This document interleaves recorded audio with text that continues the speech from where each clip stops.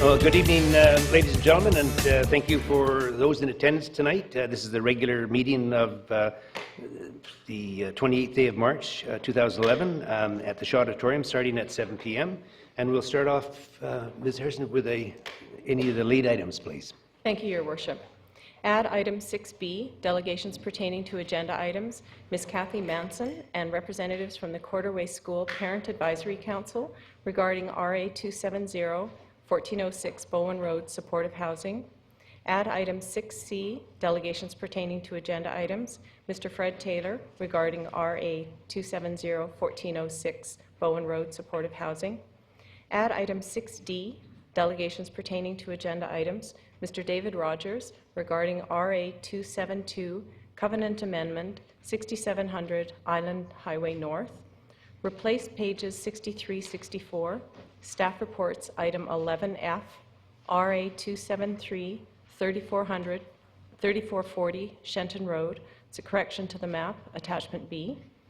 Add PNAC recommendation to staff reports, item 11D, RA 270-1406 Bowen Road supportive housing. Delete item 2 from staff reports 11I, property maintenance, 500 Comox Road. Add item 19C, other business, reconsideration of zoning amendment bylaw 2011, number 4000.500. Thank you very much. Could I ask for an adoption of the agenda as circulated? Second the motion. Okay, moved and second. All those in favor? Opposed? Adoption of the minutes, please, as circulated. So moved. Second. All those in favor? Opposed? Carried. We're moving into presentations, and the delegations, are there any delegations, firstly, under 6A, delegations pertaining to the 2011-2015 financial plan? Okay, the next one is 6B, Ms. Kathy Manson and representatives of the Quarterway School Parent Advisory Council, 1632 Bowen Road, regarding RA 270 at 1406 Bowen Road.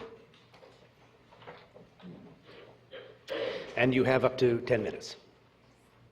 Welcome. Thank you very much. Good evening. Honorable Mayor, councillors and guests. My name is Kathy Manson and I am here representing the Quarterway Parent Advisory Committee and the students of Ecole Quarterway School.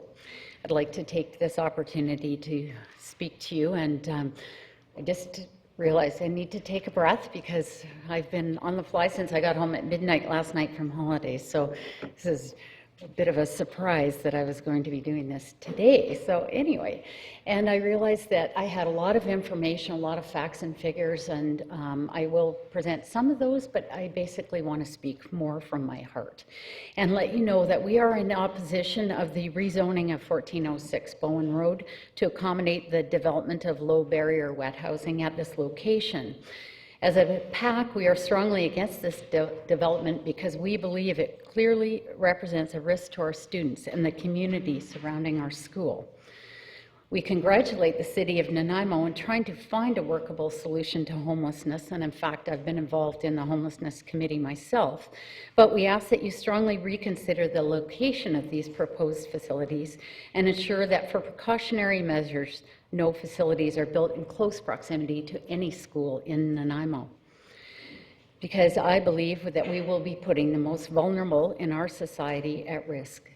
These are students, young students, that do not yet have the maturity or the skill to deal with what they may experience. Just so we're all speaking the same language, I'd like to start by clarifying our understanding of the type of low barrier social housing that's being proposed. It's commonly known as wet housing and is intended for persons with active drug and/or alcohol addictions and mental health disorders, otherwise known as concurrent disorder.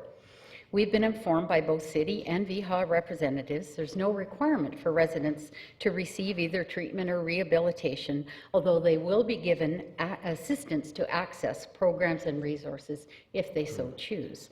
So in fact, they are like any of us, free to do as they choose in their own home. Yes, there will be a nonprofit organization managing the building with someone on site 24/7, yet their role is to manage the building, not to manage the tenants. So to understand our concerns, I want to tell you a little bit about our school. So Quarterway Elementary School has 375 students ranging from 5 to 13 years old and 40 dedicated staff, teachers and staff. We host a Strong Start program in our school for infants to 5 years old, along with their families.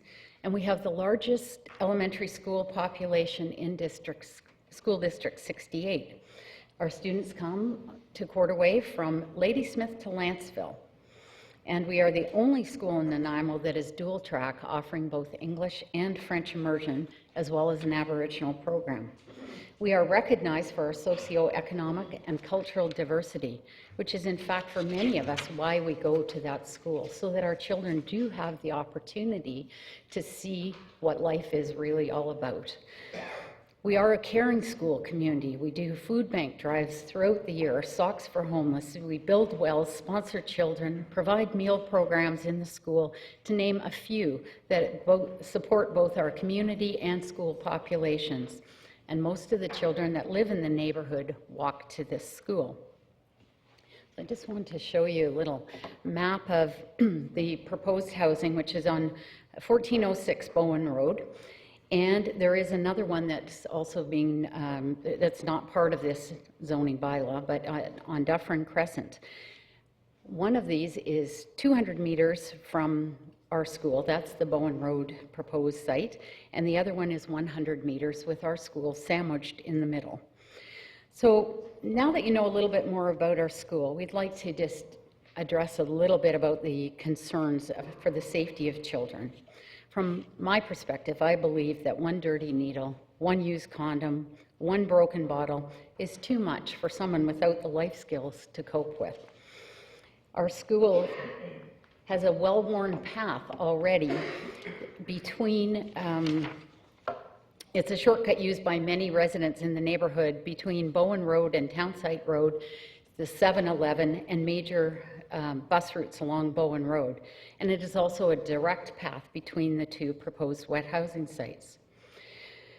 So we've been advised that, in fact, these proposed housing sites are safe, and that it'll improve our neighborhood, and that we have nothing to fear. And I wish I could honestly say that I have no fear. And in fact, my son will no longer be at the school by the time this housing comes. So in fact, I could just walk away. However, I really believe differently. And there's lots of research, and I'm sure you've heard much, and there'll be always things that for both sides of this argument. One thing that I did find interesting was a professor of urban affairs who wrote a letter to the City of Vancouver, to their city council, stating that he had done a study that showed small-scale developments, defined as 12 or less units, had no adverse effects, but it was completely unjustified for the City of Vancouver to generalize that those results would be the same in larger scale developments. He also stated that basically it would not be, how do I word this? I know I was going to mess up this word. Behaving opportunistically to acquire properties that present themselves in the market, rather than looking at what the scale or concentration of effects would be. So in other words, simply having a location doesn't necessarily make it the right choice. And he concluded by saying that, unfortunately, sufficient studies have not been done to determine what a neighborhood can safely absorb. So in our case, there are no statistics or guarantees that can be made by anyone, really, that would say that the school or its charges will be safe. So we did a little bit of our own research, and I just want to give you a couple little samples. Now, according to the National Institute on Drug Abuse, that's an American institute, that what they found is factors such as drug availability, trafficking patterns, and beliefs that drug abuse is generally tolerated are risks that can influence young people to start abusing drugs. That doesn't mean every child will, but it is a factor that we need to consider. We are concerned about an increase in drug-related activities such as drug dealers, paraphernalia and prostitution, both on our school grounds, as well, because it's been shown as a thoroughfare for the neighborhood, and the alleys and sidewalks that our children walk past and on. So we had heard that Warmlands in Duncan was a sterling example of how well these kinds of projects are working. So with all the contradictory research and information that we had, some of our parents and their children went down to, during spring break, went down to Duncan and spoke to two different groups. And the first group was the people who work in the building. The building is beautiful, 24 low barrier wet housing, permanent tenants live there, and the CMHA managers were welcoming, very happy to share information. They said they have a good relationship with the neighbors and there were no problems. The school likes having them there. So far so good, I thought. Then they talked to some of the businesses in the neighborhood. The restaurant that shares a fence with the facility said it's not a mental health facility, it's a crack shack. She described running dealers off from behind the garbage dumpster in front of her restaurant in the midday, and said that she frequently had to do this. There was fighting, swearing, and prostitutes hanging around the road in front of her restaurant, and that her daughter, in fact, had been accosted while a teenage daughter right outside the restaurant as she was walking there after school. The store across the street had noticed an increase in drug activity since the housing had opened up, and gave a graphic description of that. They talked about apparently stolen items being stashed in their area and putting in surveillance cameras so that they felt safe. And then that same business said that he has actually witnessed residents buying and using drugs in the open graveled area right beside the School District 79 building, which is located right beside the middle school. Okay, we've got about in the last minute now, so we'll have to get you to wind up. If you could. Okay, so I always knew I talked too much, so thank you for that. No, I didn't say that. No, but in this case. So I guess the biggest thing that we would like to say is that we consider schools sensitive areas in many different ways when we're looking at providing liquor licenses, when we're looking at having mobile units for concurrent disorder outreach. They ask not to be near sensitive areas such as schools. Yet this is very close to a school and very close to our hearts. So I guess I'm just going to ask each of you that if you will think about the safety of our children, and ask that each of you take a moment to look in the mirror and ask yourselves if you are prepared to expose what we believe are innocent children, and not as innocent as we would like them to be sometimes, to these developments. Okay. These developments, knowing we will put them at risk. Now, before you go, we have a couple of questions for you. Okay. Councillor Patchy. Thank you, Worship. Thank you, Ms. Manson, for your delegation. I want you to know that I do worry about the safety of children. I do worry about the safety of seniors. I don't want to denigrate or degrade any neighborhood. But I have to tell you that I am really wondering where all this fear is coming from. The homework Okay, that I have done, just the listen. We're going to social- have a controlled meeting here, or we won't have a meeting at all. It's your call. The social Go ahead. science that I have studied myself, the visit that Councillor Johnstone and I made to Warmland, like you did and others have not convinced me at all, I have to tell you, that all these things are imminently going to happen. I don't believe that young women will be raped, as I have been communicated by quite a few citizens. I don't believe seniors will be robbed. And I don't believe that you can equate the most vulnerable in our society, the homeless, with mental health issues and with addiction issues, plus a fair segment of people who are strictly homeless with none of the previous, that you can equate them with pedophiles who are going to accost your children in one way, shape, or another. If you have a question to the delegation? So the question that I have, the best question I can ask is, where do you think that this concept of all this fear comes from. And I just want to, if I may, Your Worship, just give you an idea of how I felt when I attended the first community get-together that was organized by Hannah and the Alliance Church, where all the expertise that the province and the city could bring together, that being VIHA, that being Canadian Mental Health, that being the RCMP, that being our own social planning people, who did not have a chance really to answer any of the questions, but people got too excited.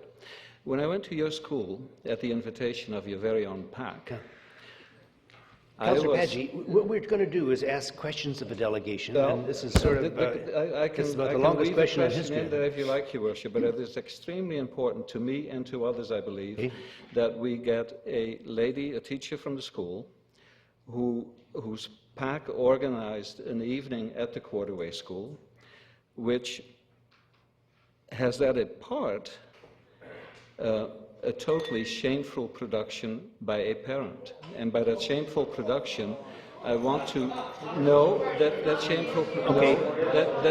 No, Councillor Paggi, we need you to ask the question or you're off. Okay, I'll ask the question. Please. Do you believe that the slides that were shown by one of the parents that showed the worst of the worst on the downtown east side of Vancouver are applicable in the case of Nanaimo? I cannot answer that question. I first of all want to clarify that I am a parent at the school, not a teacher. Secondly, I would like to say that there is no way for me to be able to answer that, and I don't think for anyone in this room to know for a fact. We don't know for a fact. However, what I'm saying is, are we willing to take that chance? I'm not saying we don't want to consider supportive housing. That is not the issue. The issue is the proximity to children who are very young, who are still trying to learn. We are in the school handing out information, trying to teach them to learn about drugs and drug abuse, and to try to stop that cycle from starting at an early age. And that's all I can say. Okay. Now, I want to just make a statement here, and I want people to understand what I'm saying here. When there are people speaking, I would ask for your respect and courtesy to listen to them. You may not agree with them, and that's your choice. But we're going to hear each speaker. We at the council will not interrupt the delegations, and we expect the same courtesy from the crowd. And if we're not going to have a civilized, respectful meeting dealing with a very, very contentious and difficult subject, then there's no point continuing with the meeting. So if you want to discuss the issue and understand the problems involved and the issues that we're trying to deal with at council, bear with us, but I'm just asking for your respect. You know, this is not an auction, it's not a fun thing. None of us are enjoying it, but we've got to get through this issue. We have tough decisions to make, and we're asking for your cooperation. I'd appreciate it. Councillor Johnstone. Thank you, Your Worship. Thank you, Ms. Manson, for coming tonight. Have you had an opportunity? I understand you said you went down to Warmland and made a little visitation of the building and spoke to some of the neighbors. Have you had an opportunity to speak with the principal of Alexander School? I can honestly say I was not the one that went to Warmlands. I was on a cruise. So some of the other parents were the ones that went. Right, and because we all care about children and the safety of the children, I have tried on different occasions to speak to the principal at Alexander School to ask if there has been any impact on the school children or on the school grounds. And perhaps some of the parents would like to take up that challenge as well and try and call the principal. It's a lady principal. She must be very busy because she hasn't returned my calls. Also, just it may give you some feeling of some safety. Lewis Street, on which Warmland is situated. My sister lives on Lewis Street in Duncan, and she explained to me that this is a hugely busy street for drug activity far prior to when Warmland went in, and it was her idea that perhaps it's alleviated some of that problem. Just wanted you to know that. Thank you. Okay, no question. Councillor Bestwick. Thank you, Worship. I was just trying to get the attention of a point of order, and as it relates to the complexity of this topic and the indeed whether or not I approve of, support do not support this delegation or any other delegation on this item or any other, it's my responsibility to ask questions as it relates to, and not to get into a subjective or objective or a debate on science or otherwise. So if people wish to come to the podium and express their views on a topic, it is not for me to get into a debate or argument with them at that point in time about what is or what isn't. So I think that will become apparent at the debate period. And if we have questions of our delegations, then I think respectfully we should ask them. Otherwise, I think that we should just hear our delegations out, receive them, and move on to the next one, Your Worship. Thank you. Okay, thank you. I see no further questions, Ms. Manson. Thank you very much. Move receipt of the delegations. All in favor? Opposed? Carried. The next delegation is Mr. Fred Taylor. Mr. Taylor, you have up to 10 minutes.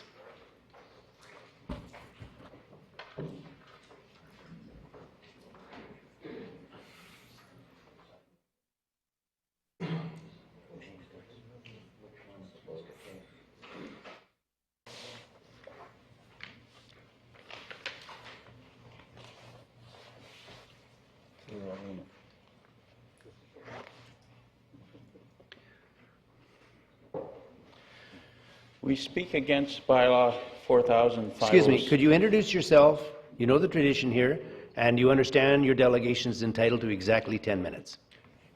Fred Taylor of 204 Emery Way, Mayor Rattan and council members.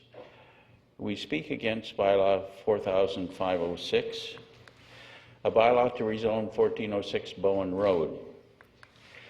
And if we refer to the Plan Nanaimo, in Plan Nanaimo, purpose and content of an official community plan, the plan acts as a guide for decision-making on planning and land management issues by City Council. And 2.3 neighborhoods objectives to maintain the character and livability of existing neighborhoods, to build community spirit and cohesion. In regards to social housing, John Horn, social planner City of Nanaimo, says, in quotes, the official community plan reflects the will of the people to make all neighborhoods inclusive. On that basis, social houses shall be an aspect of all our neighborhoods. But John, the Local Government Act, Section 8841, is very clear. An official community plan does not commit or authorize a municipality to proceed with any project that is specified in the plan. Now, is there a statute of time for funding to be used? Sue Bate, Executive Office of BC Housing, writes, don't have steadfast rules about timing. If site is not able to proceed, we would look at alternative sites. Greg Steves, Executive Director of Housing Policy Branch in Victoria, writes, the city is responsible for taking the lead on the site selection. Sites are selected by local governments. Laurie Wanamaker, Deputy Solicitor General, writes, discuss potential site alternatives with your local government. Sites are selected by local governments as per the MOU agreements. For instance, Abbotsford, first project cancelled, inappropriate in a residential neighborhood.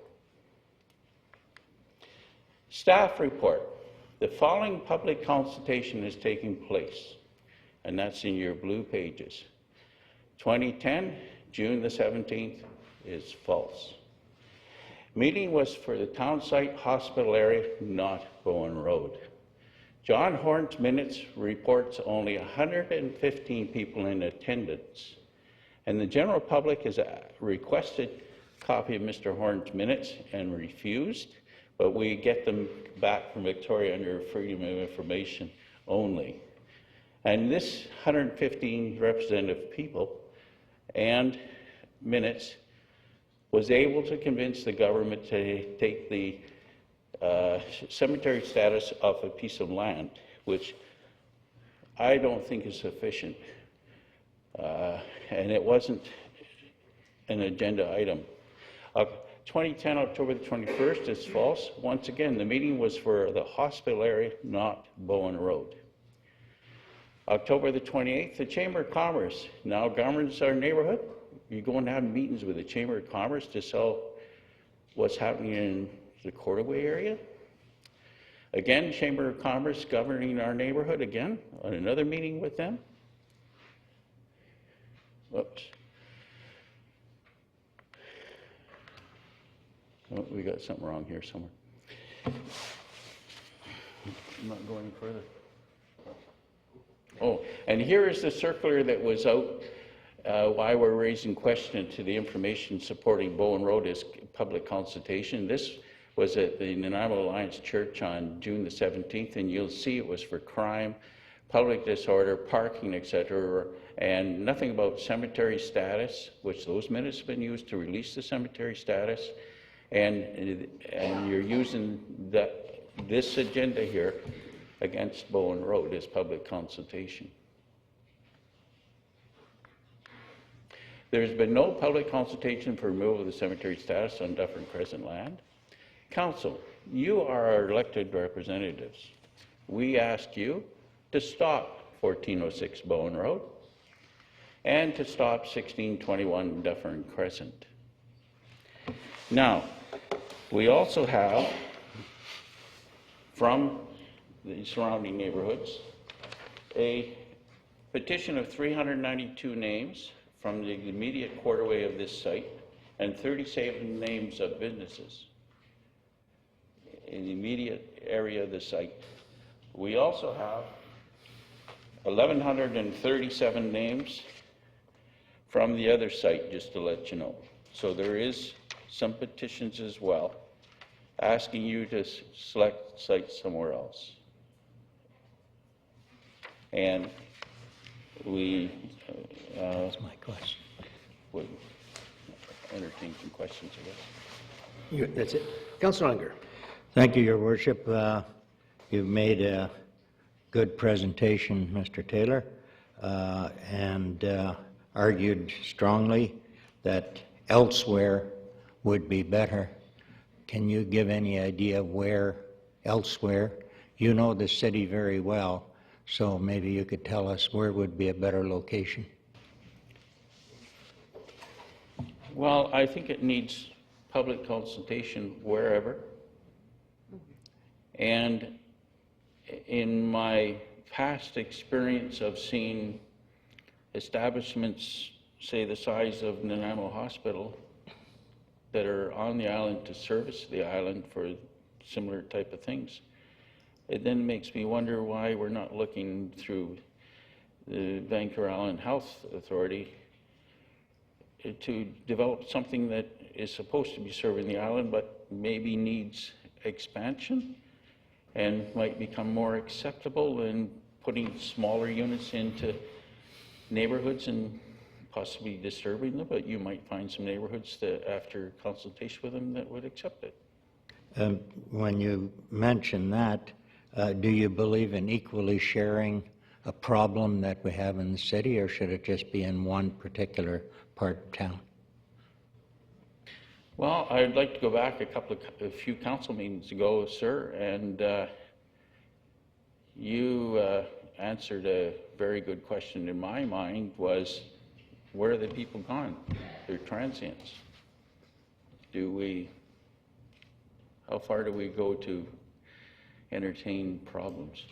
I don't know. Like, I think we need to build a healthy community and jobs, which you've discussed very well at your last council meeting in your Economic Development Commission, and where you're going with something like that.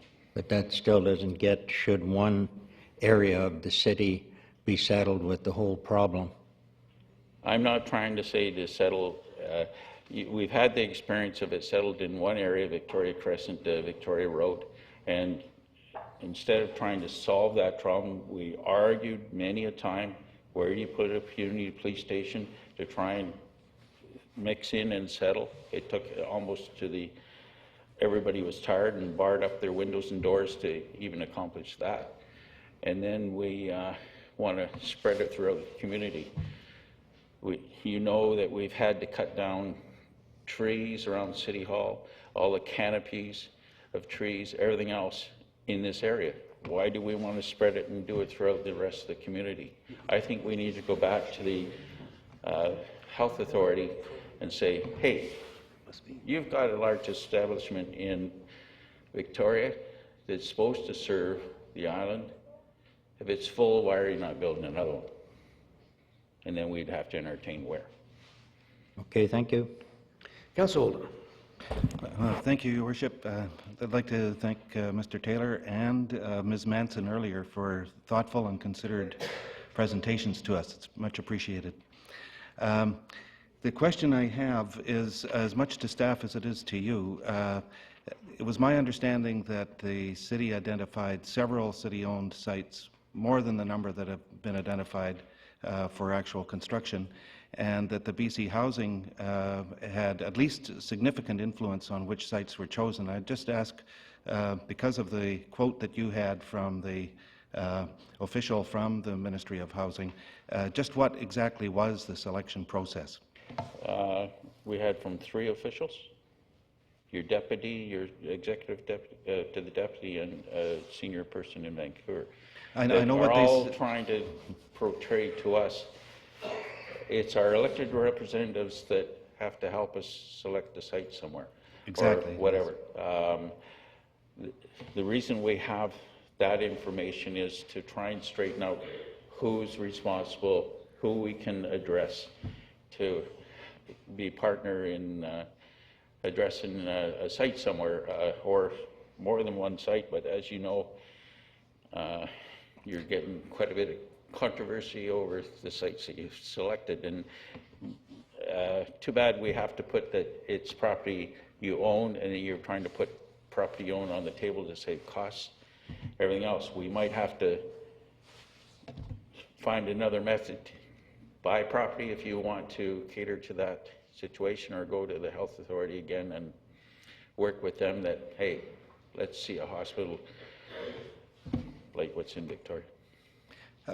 I know that's what they've told you, the officials from BC Housing. I just want to ask through, at this point, to staff, what the actual selection procedure was, regardless of what statements have been made. Yes, Your Worship. A variety of sites were identified, both city-owned sites and sites that were on the market at the time of the selection. This was July of 2008 when the various sites were put forward. It included both vacant sites. The city-owned sites were vacant sites.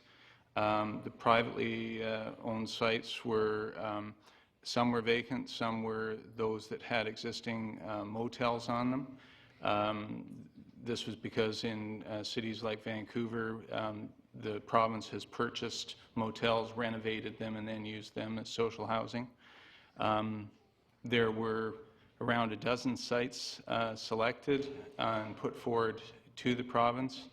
They then had a team come out from their office to look at the condition of the buildings for those that had buildings on, looked at the size and zoning and any constraints on the vacant sites, and from that, the 5 sites were selected for the MOU, 2 of which are not city-owned, nor are we involved in any way in the development of those sites. The other 3 are city-owned sites, and that was what formed the basis of the MOU. So, Your Worship, so BC Housing was considerably involved then in the selection of the sites? That's correct. Thank you. Mr. Chairman, if you were to read your memorandum of understanding, it says the city owns the lands, and I was wondering when you're going to purchase these 2 other sites that is owned by the province at this time.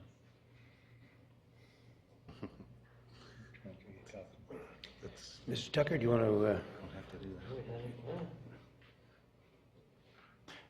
Yes, Your Worship. Only 3 of the 5 sites in the Memorandum of Understanding are city-owned, and it's not with any intent that the city would purchase the other 2.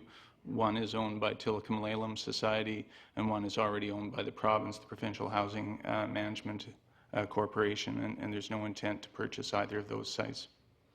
But we do have an indication that they would provide those 2 sites, the province and the First Nation component? Yes, Your Worship. Those, the First Nations one, the construction is nearing completion down on 10th Street, and the Hillside Avenue one is owned by the province and currently the site of a group home. Thank you. Okay, thank you, Ms. Taylor. I see no further questions at this Thank you. time. Thank you, sir. All those in favor? Opposed? Carried. The final delegation tonight is Mr. David Rogers. Mr. Rogers, are you in attendance? Welcome, sir. You have up to 10 minutes. That on the other one, okay. The final one listed in front of us. Sorry, on page 2.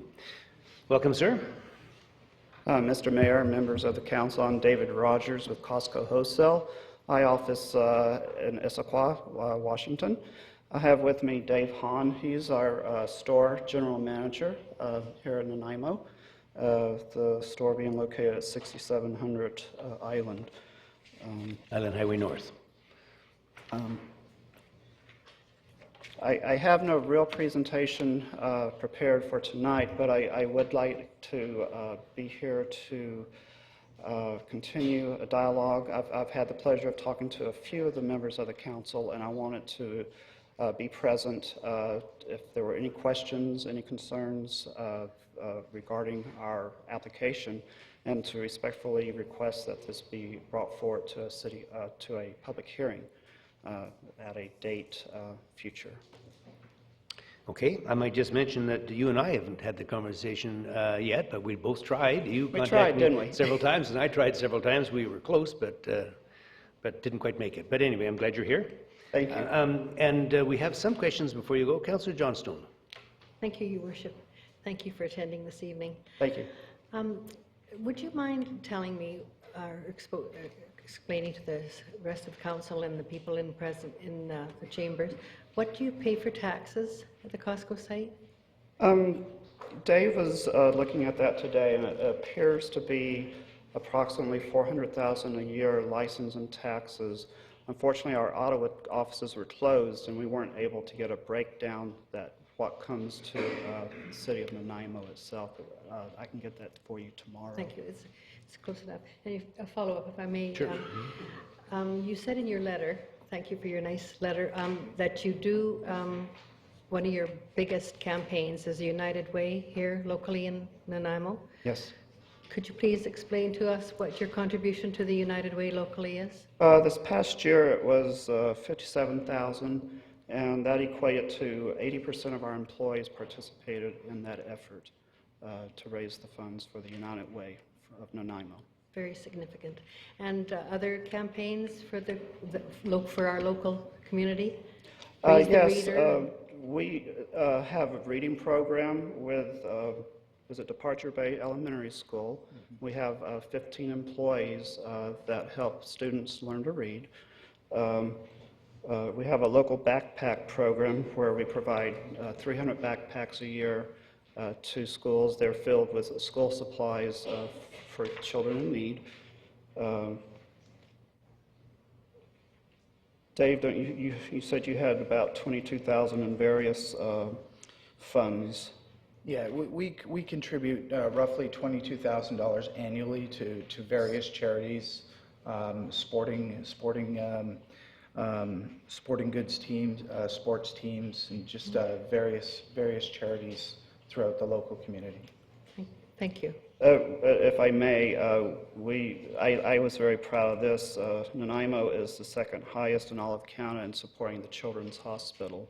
That is in Vancouver, but that is available for all of our children here in Nanaimo. On the island, you're right on that one too. Thank you very much. There's another question, but I might just ask quickly, sir.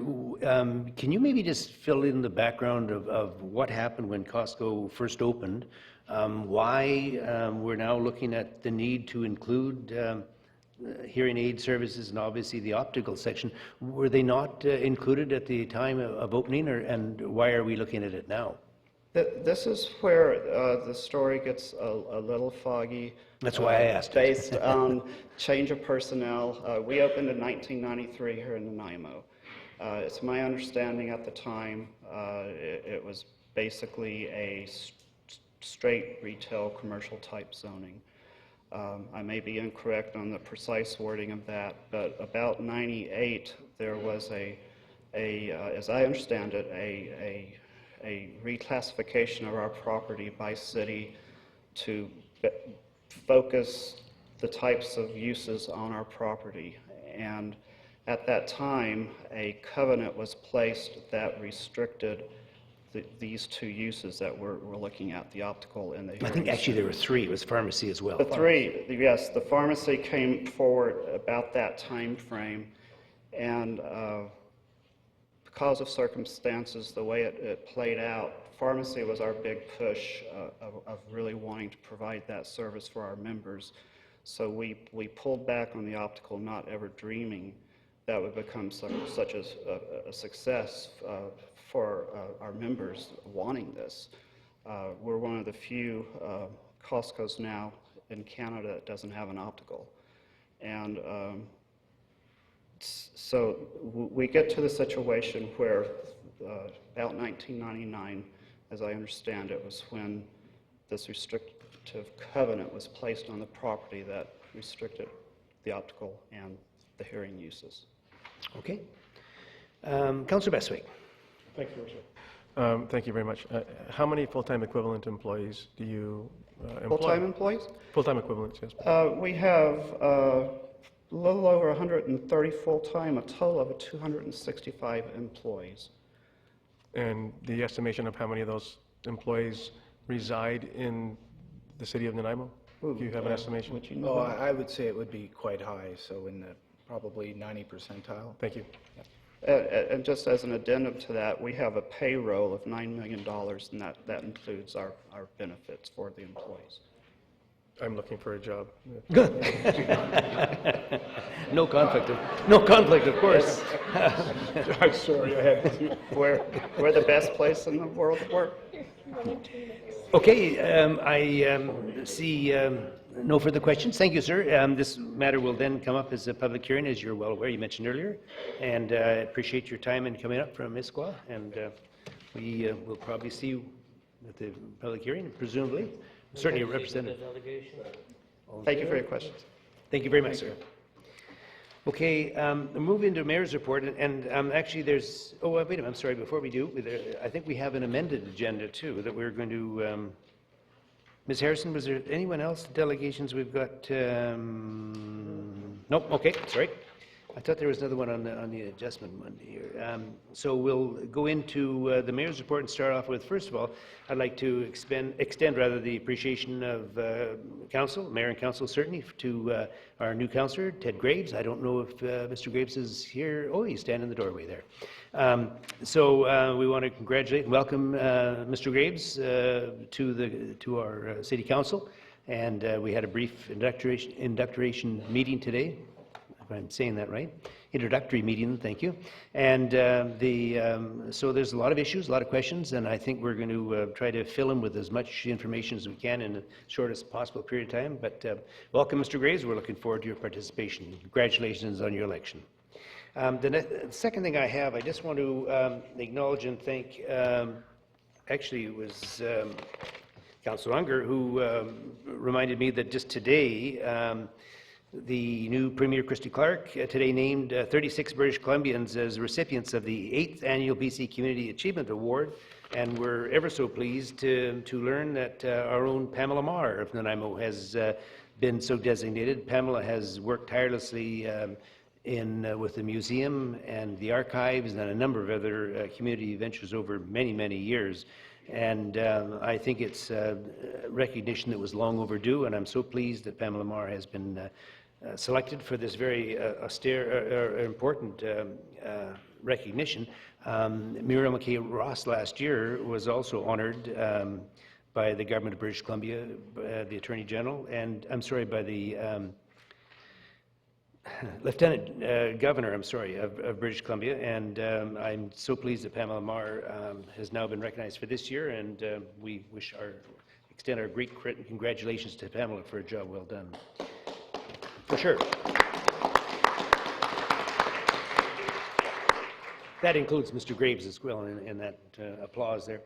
And now I'd just like to, Mayor Rattan, to initiate a reconsideration of motion 26511 as per section 131 of the Community Charter, that third reading of zoning amendment bylaw 2011 number 4000.499 RA 262 to rezone part of 2469 Labio Road and 2368 Barclay Road from single-family dwelling zone RS1 and single-family mobile home residential zone RS3 to low-density multiple-family residential townhouse zone RM3 in order to facilitate the construction of a multifamily dwelling be considered, and that the bylaw number 4000.499 be referred to a second public hearing to be held on April 14th, 2011, and that the fees for the second public hearing be waived. And if so, moved, and the second.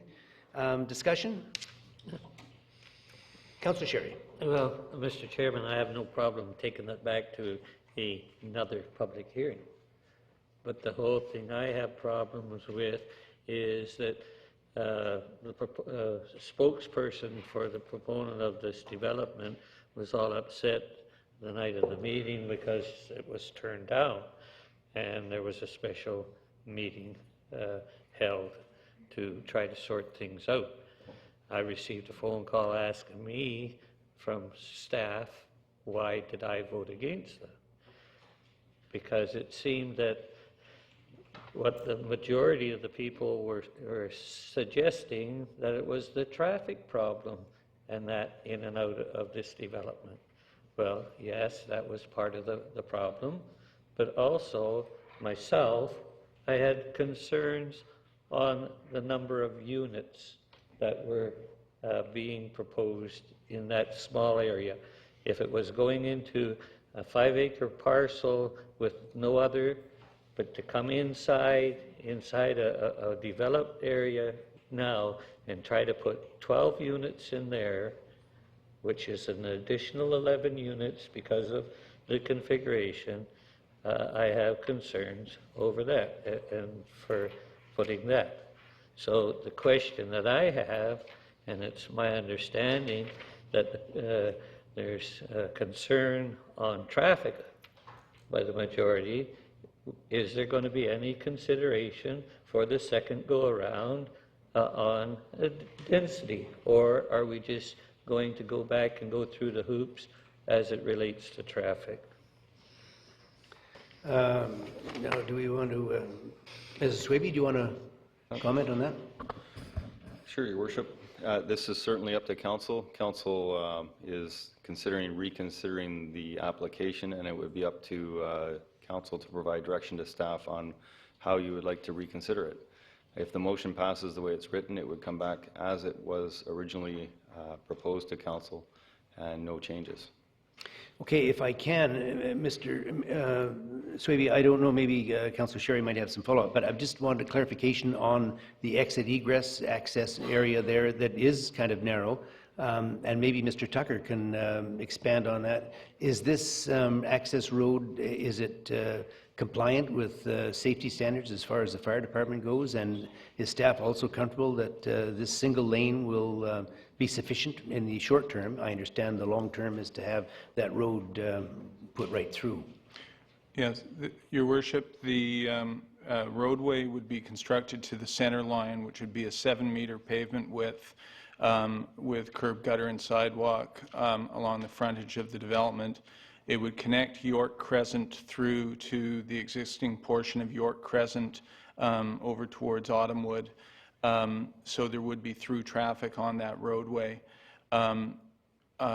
The portion of York Crescent leading into the cul-de-sac in that area is also built just to the center line, and when development on the adjacent sites occurs, then it would be built to full local urban standard. So it would be meeting our engineering standards, and our engineering department has reviewed the proposal and is satisfied with the proposal. As it now stands without the widening? That's correct, Your Worship. Councillor Sherry, do you have any? The only comment, Mr. Chairman, is yes, it's going to what the engineering department say is their standard for their half of the road, okay?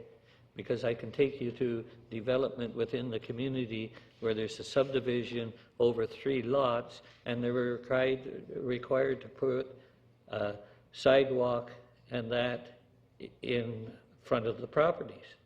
And you have 3 lots at a particular location that's got nice sidewalks and everything like that, but the rest of the neighborhood, which is built out, has nothing and the chance of connecting up with that. So it's the consistency of you don't know when the other half of this road's coming, and it's the matter of the access, the density going into there. So that's the problem.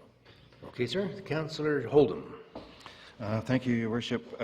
Yes, I just wanted to say that this application, of course, conforms to the official community plans recommendations regarding density, and I voted against it at the third reading last time because of the access. Staff have now explained thoroughly how that access will be expanded as development occurs. And I would have appreciated that kind of information at the public hearing or before. But now, having got that information, I'm quite happy to take it back to public hearing and have another go at it. Well said. I agree. Councillor Patchy.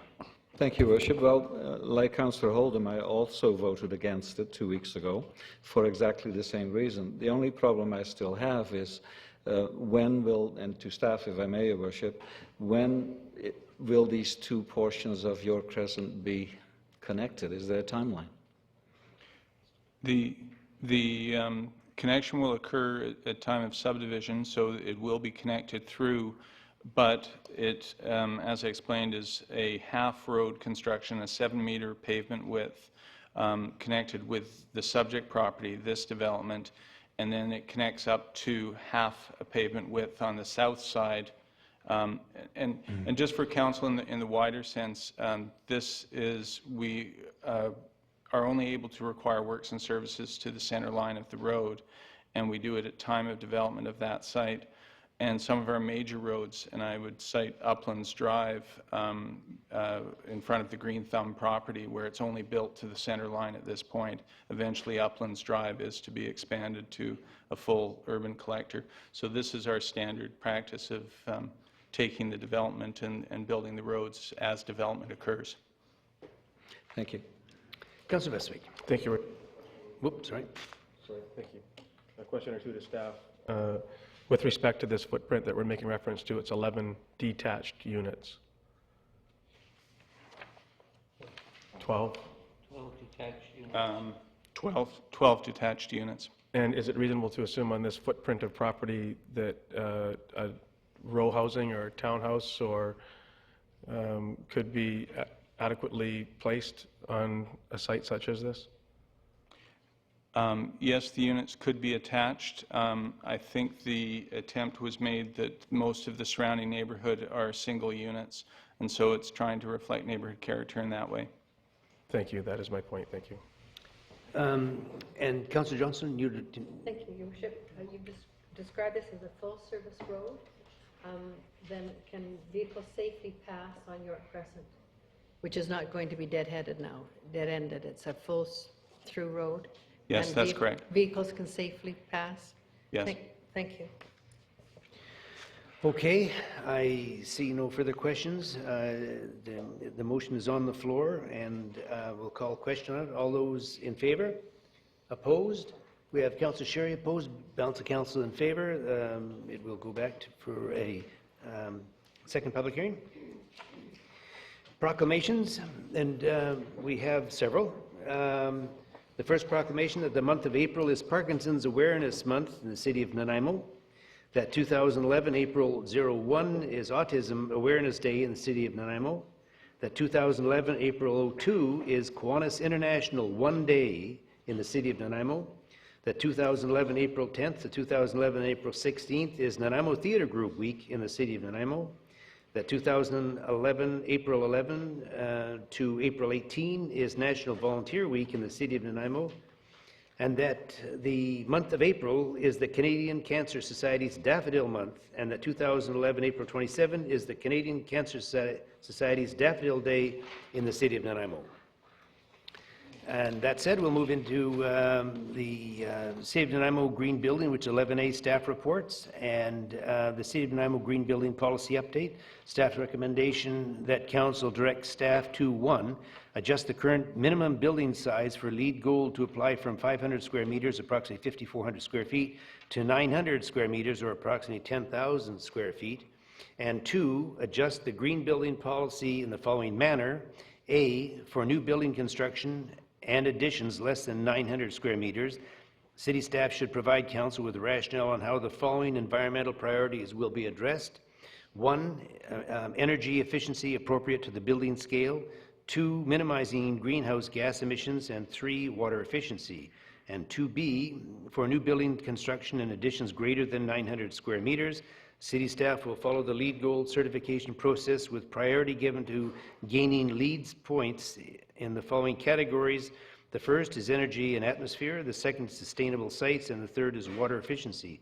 And C, council exemption for a building project greater than 900 square meters. Council may exempt the building from LEED certification process where it can be demonstrated that the proposed building contains LEED equivalent green features.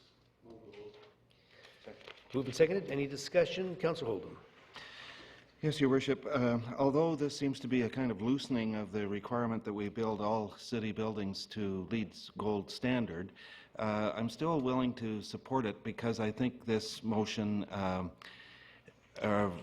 moves us from simply following almost blindly a set of guidelines to something that's more practical, reasonable, and that I hope will result in more energy efficiency from the buildings. I'm still hoping that staff, in any report that they bring us regarding new construction, will show what kind of payback period there is on any of the measures that are being taken to achieve environmental sensitivity, so that we're not just doing this because of some kind of commitment, but because it also makes sense. And I think this motion goes some way to doing that. Thank you. I might just point out as well that a lot of people aren't aware that there is a dollar cost involved in qualifying it as a LEED standard building. And in some cases, it's many thousands of dollars to get that certification. You can build to that standard, but until such time as it's certified at a huge cost for certification, it's not deemed to be. And so one of the undertakings the city has in the interest of trying to save tax dollars is to build to a LEED standard and yet fall short of the actual certification process on certain size buildings simply because of the cost of the certification itself. Councillor Unger. Thank you, Your Worship. You took part of my thunder, but sorry about that. I definitely support building to the best standards possible, and I think we are doing that, but I agree that paying thousands of dollars for a little certificate we can hang on our wall is not worth it, so I am in support of the recommendations. Thank you. Councillor Unger. Sorry, Councillor Patchy, rather. Thank you, Worship. I will support this, except I'd like to ask staff a question with regards to 11C. If by buildings that are greater than 900 square meters we go to the LEED certification process, but get it exempted if somehow you can show us that we end up with the same result, is the only thing that we gain then the lack of the onerous quote-unquote paperwork or procedure that's involved? Your Worship, the LEED rating system doesn't set any priority in terms of where you can get your points under the system. The city's priorities are energy savings and reduction of greenhouse gas emissions. So staff in designing future buildings would put emphasis or priority on those two targets, reducing our energy consumption and reducing greenhouse gas emissions, and would design the building to an equivalent standard, but with those as priorities. So it saves us the cost initially in the certification and the staff time with the certification process, but the buildings with an emphasis, just to give Oliver Woods as an example, Oliver Woods uses 2/3 less energy than buildings of equivalent size in the city. So there's definitely a payback in terms of the city's energy consumption and the cost to the taxpayer when we build buildings that are energy efficient, and that would be our goal here. The exemption is we wouldn't go through the certification process, and we would save the costs of that certification process as well. Thank you for that. Councillor Beswick. Thank you, Your Worship. I trust that the motion is for items 1, 2A, B, and C. And my question to staff is, might or may any of these recommendations, if we approve them, deny us provincial or federal dollars through any legislative requirements to receive matching infrastructure funding on projects that may in fact, so we save, and I do agree in fact that for symbolism of being a green project, it costs us a couple of $100,000 to be considered that for a venue such as this or greater, which is fair enough. But might we, in the bigger scheme, be denying potential funding, infrastructure funding, from higher sources if we do not fulfill the law to the letter? If that statement question makes sense, could you please? Good question. Mr. Tucker, did you? Yes, the city has signed on as partners for climate protection under the Federation of Canadian Municipalities program. We're also members of the Climate Action Program, which is the BC equivalent. Those programs are aimed at reducing greenhouse gas emissions, and also in terms of setting a target of being carbon neutral.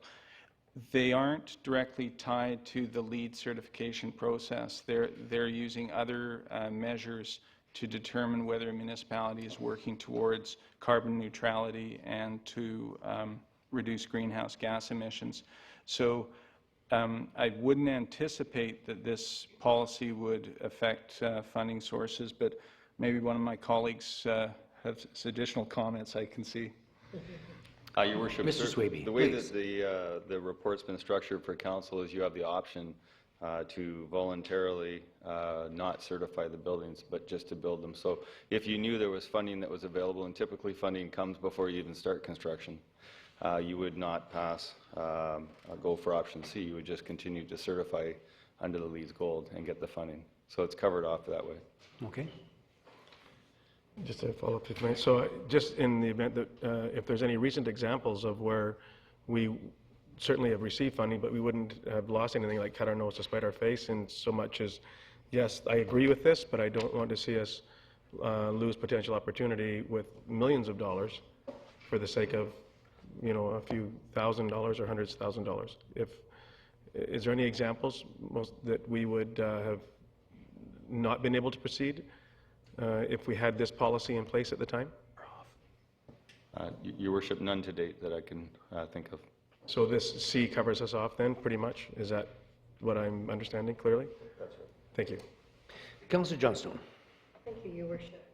At the Building Industry Forum this year, some of our most reputable builders are following this policy because the documentation process is too costly and it's far too onerous. So I certainly support staff's recommendation. Yeah, good point. They did mention that. You're right. Okay, one more, Councillor Sherry. Through you, Mr. Chairman, this building we're located in, was that built to certification? Was not built to LEED certification, although while it was being built, we took the time to see how it would do if it was. It probably would have ended up about LEED Silver just on the way it was built. However, at the time they had to make the decision, we were very concerned about the budget. That was priority number one. So it was about a $200,000 cost to do the certification process. So at that time we elected to do the work to make sure it was as energy efficient as possible, but not spend the money on the certification, much as this policy envisions here today. And to do that, get it to the silver level, in the ballpark figure, what was the additional cost for that? I don't think there was a substantial additional cost. There was some, of course, but a lot of the points actually came from the siting, because this was sited on a brownfield site in the center of town, close to transit, and those factors alone gave it a very high rating even before we started construction. And tongue-in-cheek, we were very fortunate in getting a grant from the federal government towards construction. No. No, but you see, the whole thing is yes, you know, these gold, silver, and bronze, or whatever it is, I mean, if we're going to have to pay in excess of $200,000 just for certification, what do we get? And, you know, if we're getting funding from senior government funding, hopefully, it's all eaten up in going for the certification. So, I mean, I support this getting away from this certification. We build to those standards, but does it make it any more feasible or economically to, just because you put a decal on the door, that you've got that certification? I don't think so. Yeah, I think that's the reason actually we're bringing forward this tonight, for that very good point. Councillor Kipp. Yeah, thank you, Your Worship. I support the motion on the floor on the fact that it gets to, I think most of our plans now are, right from our neighborhood plans into our building plans, are looking at detailing green construction. One of the key purposes is if that building's built and it lasts 60 years, it's way cheaper to build green now, and it's cheaper. We always know if we wait 2 years to build a pool, it's $2 or $3 million more, and it takes a lot. This will help save some costs for people, maybe give them incentive to actually build green and know that the house is good, or the building they're doing is good, and or the big building they're doing, and it's going to last a long time and be cheaper to run. $1.25 right now for oil. You know, if it goes to $2, then you can say the cost over its lifetime is going to be a lot cheaper if we build to these rules, and we'll save money, and we won't have to have another government agency validate what we do. Thank you. Okay, question on the motion. All those in favor? Opposed? Motion carries unanimously. We'll move into subdivision approving officer, which is 11B. Actually, staff. Okay, well, staff recommendation is that council appoint, for those that are at home and are not able to sing along with Mitch here, that council appoint Ms. Alana McDonough as Deputy Subdivision Approving Officer for the City of Nanaimo. And it's been moved by Councillor Unger, seconded by Councillor Beswick. All those in favor? Opposed? Carried. Moved into RA 269, 5650 Hammond Bay Road. Staff recommendation that Council 1 receive the report pertaining to zoning amendment bylaw 2011 number 4000.505, which is presented under the bylaw section of the agenda, and 2, direct staff to secure the community contribution prior to the adoption of the bylaw should Council support the bylaw at third reading. So moved. Moved and seconded. 1 and 2, okay. Any discussion? All those in favor? Opposed? Motion carries. I can probably bypass the Plan Nanaimo Advisory Committee recognition that it's a meeting held. Okay, but I was going to read it off for those at home that aren't computer equipped here, but I said I would, and now I'm going to change my mind and I won't. So I was going to go into RA 270 at 1406 Bowen Road, supportive housing. Staff's recommendation that Council receive the report pertaining to zoning amendment bylaw 2011 number 4000.506, which is presented under the bylaw section of the agenda, and we won't even talk about PNAC. Move receipt. Okay, is there a seconder? Second. Move and second. Any discussion? All those in favor? Opposed? Motion carries. Going to. Now you're here. Go ahead. Just following from Plan Nanaimo Advisory Committee's recommendation, I would like to move that the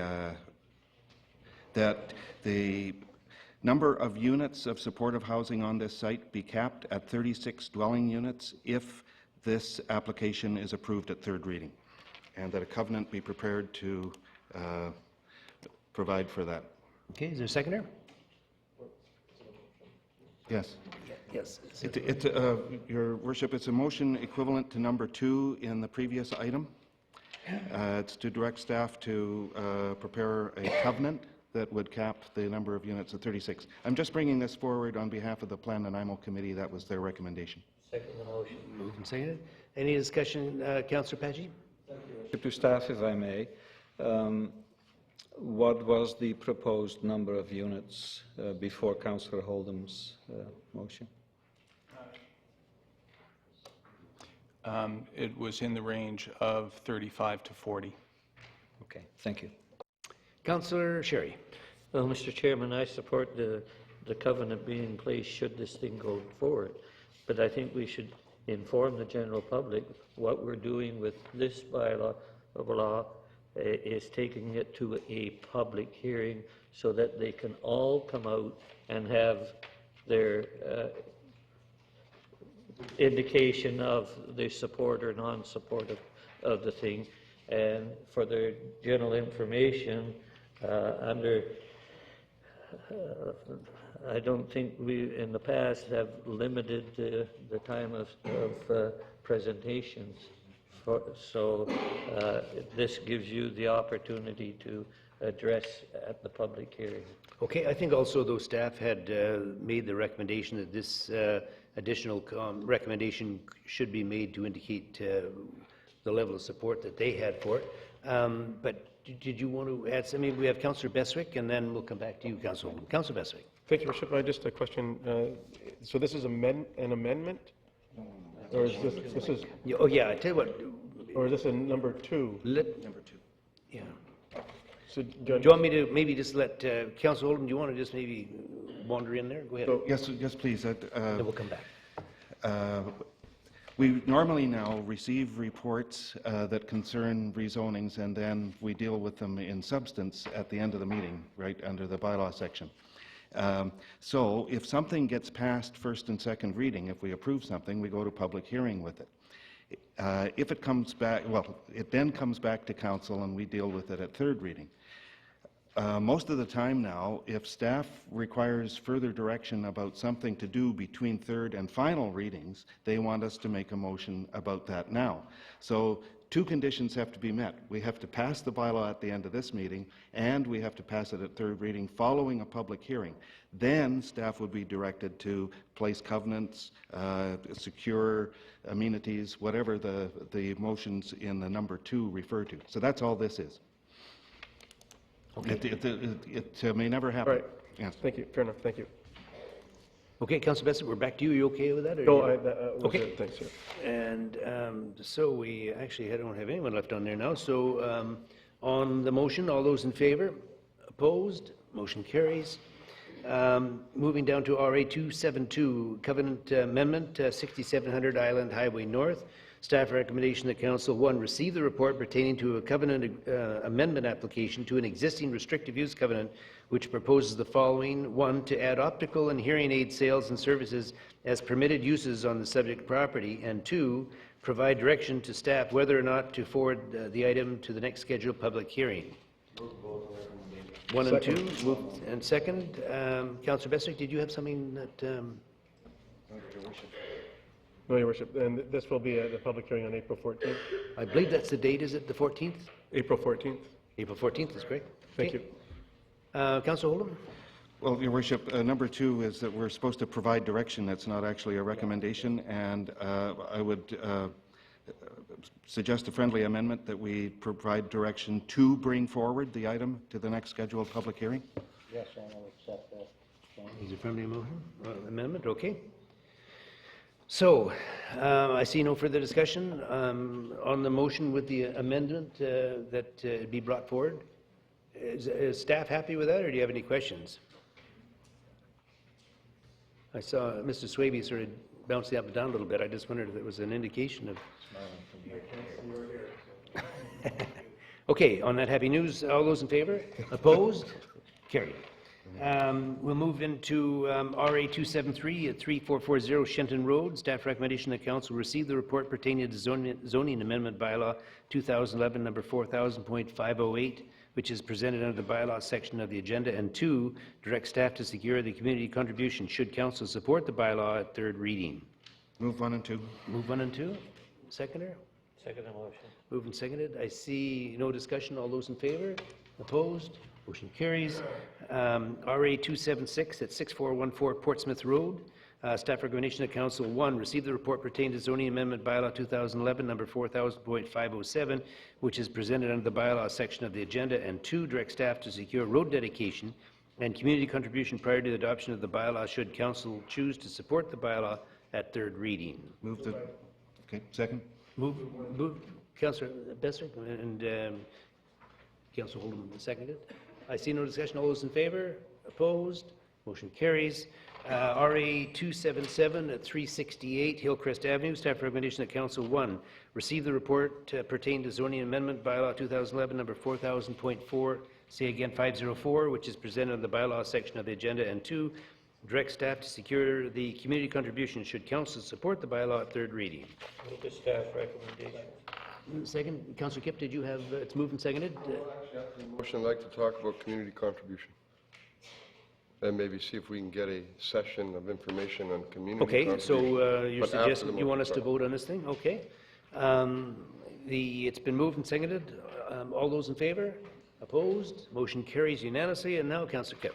Yeah, Your Worship, I'd like to see if I can get I require a motion and have a information session on community contribution. I'm not certain when they were updated last or when they were reviewed, but I'd like to look at it. My point on that is that because we have economy, environment, equity issues built in and governance issues, I think we need to look at where we put our money and how we get it and how we extract it from developments. So I'd like to know if I need a motion for that.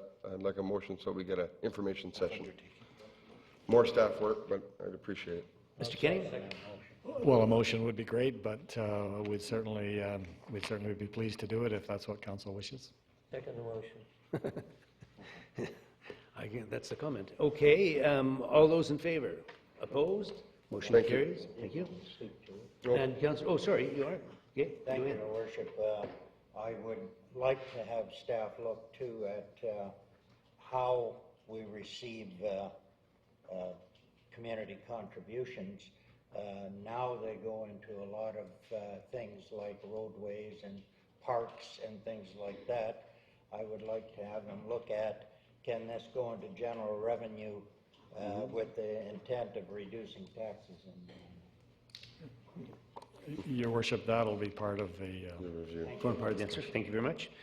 Okay, and we'll vote again just for the record, since you had a question following. All those in favor? No changes on it since your motion came in too. Okay. Thank you very much, Councillor Ungar. We'll go into the property maintenance bylaw number 1990, bylaw 1990 rather, number 3704. It is requested that council hear anyone wishing to speak with respect to property maintenance at the properties listed below. Staff recommendation is that council pursuant to the property maintenance bylaw 1990 number 3704 direct the owners of the following properties to remove the material as listed below from the premises within 14 days, or the work will be done by the city or its agents at the owner's cost. The first item, the second one has been pulled. The first item is 708 Park Avenue, derelict white automobile, derelict black automobile, derelict gold truck, discarded fiberglass shower, tires, automobile parts, cardboard, wood, metal household garbage, and miscellaneous debris. Is there anyone here that would like to speak to matters related to 708 Park Avenue? Move the prepared resolution. Second. All in favor? Opposed? Motion carries. The information, item J, subdivision approval, park and cash in lieu, 2525 Turner Road, which is SUB 00879. Staff recommendation that council approve the payment of the cash in lieu of park for fee simple subdivision of lands as described as lot 60, DL 23G, Plan 15154, LD 58, except that part of Plan VIP 88577, and the civic address is 5825 Turner Road. Move the staff recommendation. Second, all those in favor? Opposed? Carried. We'll receive the information on the item. Moved and second, all those in favor? Opposed? Carried. Any information arising from that? Any questions on that? And we'll move that into Councillor Holdham, the reconsideration of bylaws, please. Thank you, Your Worship. Under reconsideration of bylaws, I move that zoning amendment bylaw 2010 number 4000.479, RA 244, to rezone 368 Hillcrest Avenue from single-family residential zone RS1A to low-density multiple-family residential townhouse zone RM3 to construct a multifamily development be abandoned. Second motion. Okay, moved and seconded. All those in favor? Opposed? Motion carries. I move that zoning amendment bylaw 2010 number 4000.486, which is RA 250, to rezone part of 6414 Portsmouth Road from single-family residential zone RS1 to residential corridor zone RM12 in order to facilitate subdivision and development of multifamily dwellings be abandoned. Second motion. Moved and seconded. All those in favor? Opposed? Carried. Introduction of development bylaws. Okay, under this section, Your Worship, I move that zoning amendment bylaw 2011 number 4000.504, RA 277, to rezone 368 Hillcrest Avenue from single-family residential zone RS1A to residential duplex zone RM1 in order to facilitate construction of 2 duplex lots pass first reading. Moved and seconded. All those in favor? Opposed? Motion carries. And I move that the same amendment bylaw pass second reading. Second. Moved and seconded. All those in favor? Opposed? Carried. I move that zoning amendment bylaw 2011 number 4000.505, RA 269, to rezone 5650 Hammond Bay Road from single-family residential zone RS1 to residential triplex and quadruplex zone RM2 in order to facilitate construction of a 4-unit multifamily dwelling pass first reading. Second. Moved and seconded. All those in favor? Opposed? Carried. And I move that the same bylaw pass second reading. Second motion. Moved and seconded. All those in favor? Opposed? Carried. I move that zoning amendment bylaw 2011 number 4000.506, RA 270, to rezone 1406 Bowen Road from single-family residential zone RS1 to corridor zone C31 in order to facilitate construction of a supportive housing development pass first reading. Moved and seconded. I see no discussion. All those in favor? Opposed? Councillor Bestwick opposed. Balance of council in favor. And, Your Worship, I move that the same bylaw pass second reading. Okay. Moved and seconded. All those in favor? Opposed? Councillor Bestwick opposed. Balance of council in favor. Okay. Next, I move that zoning amendment bylaw 2011 number 4000.507, RA 276, to rezone part of 6414 Portsmouth Road from single-family residential zone RS1 to residential triplex and quadruplex zone RM2 in order to facilitate subdivision of the lot and construction of a triplex pass first reading. Second motion. Moved and seconded. Is there, Councillor Bestwick, did you have something on this one? No, Your Worship. Okay. All those in favor? Opposed? Carried. And I move that zoning amendment, the same bylaw pass second reading. Second. Moved and seconded. All those in favor? Opposed? Carried. And finally, I move that zoning amendment bylaw 2011 number 4000.508, RA 273, 3440 Shenton Road, to add a site-specific text amendment to the light industrial zone, I-2, to permit the use of automotive sales and rentals pass first reading. Second. Moved and seconded. All those in favor? Opposed? Carried. And I move that the same bylaw pass second reading. Second. Moved and seconded. All those in favor? Opposed? Carried. Thank you, Your Worship. And That's it. there's no correspondence. Thank you very much. And under other business, under item 19, at the regular meeting of council held March 14, 2011, Councillor Bestwick advised that he would be bringing forward a motion for council's consideration, and that motion is that council direct staff to proceed with a core review on the current contracting out of city services. Okay. Second. Moved and seconded. And discussion, Councillor Unger. I would like to have an explanation. What is a core review? What does it mean? In essence, it would be to undertake a cost-benefit analysis of those services that we currently contract out, those that we may not, that may be for contemplation, people that are essentially auditors in the field to be able to give us information or direction or guidance as it relates to, we have approximately a $40+ million contracting out component within our city budget, and I think that it would be appropriate for us to have an independent undertaking of where we may or may not continue with some or all or more or different services. And so it, I think, gives us an independent piece of information that could prove to be very valuable. Thank you very much, because too often we use jargon around here that people don't understand, and I fully support the review. Okay. Councillor Holdren, did you have something there? Yes, Your Worship. I think it's a good idea, actually, every once in a while to see what it would cost if we hired directly for some of the services that we contracted out or did them in some other way. Every once in a while we have done this kind of review, and I think it's good so that we don't get caught in any one particular ideology on this issue. We used to contract out about a third of our garbage collection services, and it always made for a fascinating comparison between how well our city crews were doing as opposed to the contracted out crews, largely operating in the North End. Because of the competition, they usually came in within a few dollars of each other on the overall contract. So I think this is a good thing, and to see what other means there may be to get these services, if any. Okay. Councillor Bessick, were you on for something? Well, I just wish to clarify the motion, Your Worship, and I may have to make an amendment to my own motion that the council directs staff to proceed to undertake an outside core review on current contracting out of city services. So that's not an internal, that is an external review of our current contracting out of city services. So I just wish for that to be, perhaps I should make that amendment. Yep, we can do that. And I'm just going to ask staff, is staff comfortable with do you have any questions on the motion itself? You're happy? I think this clarification from Councillor Bestwick should be incorporated in the motion so it's clear. Okay.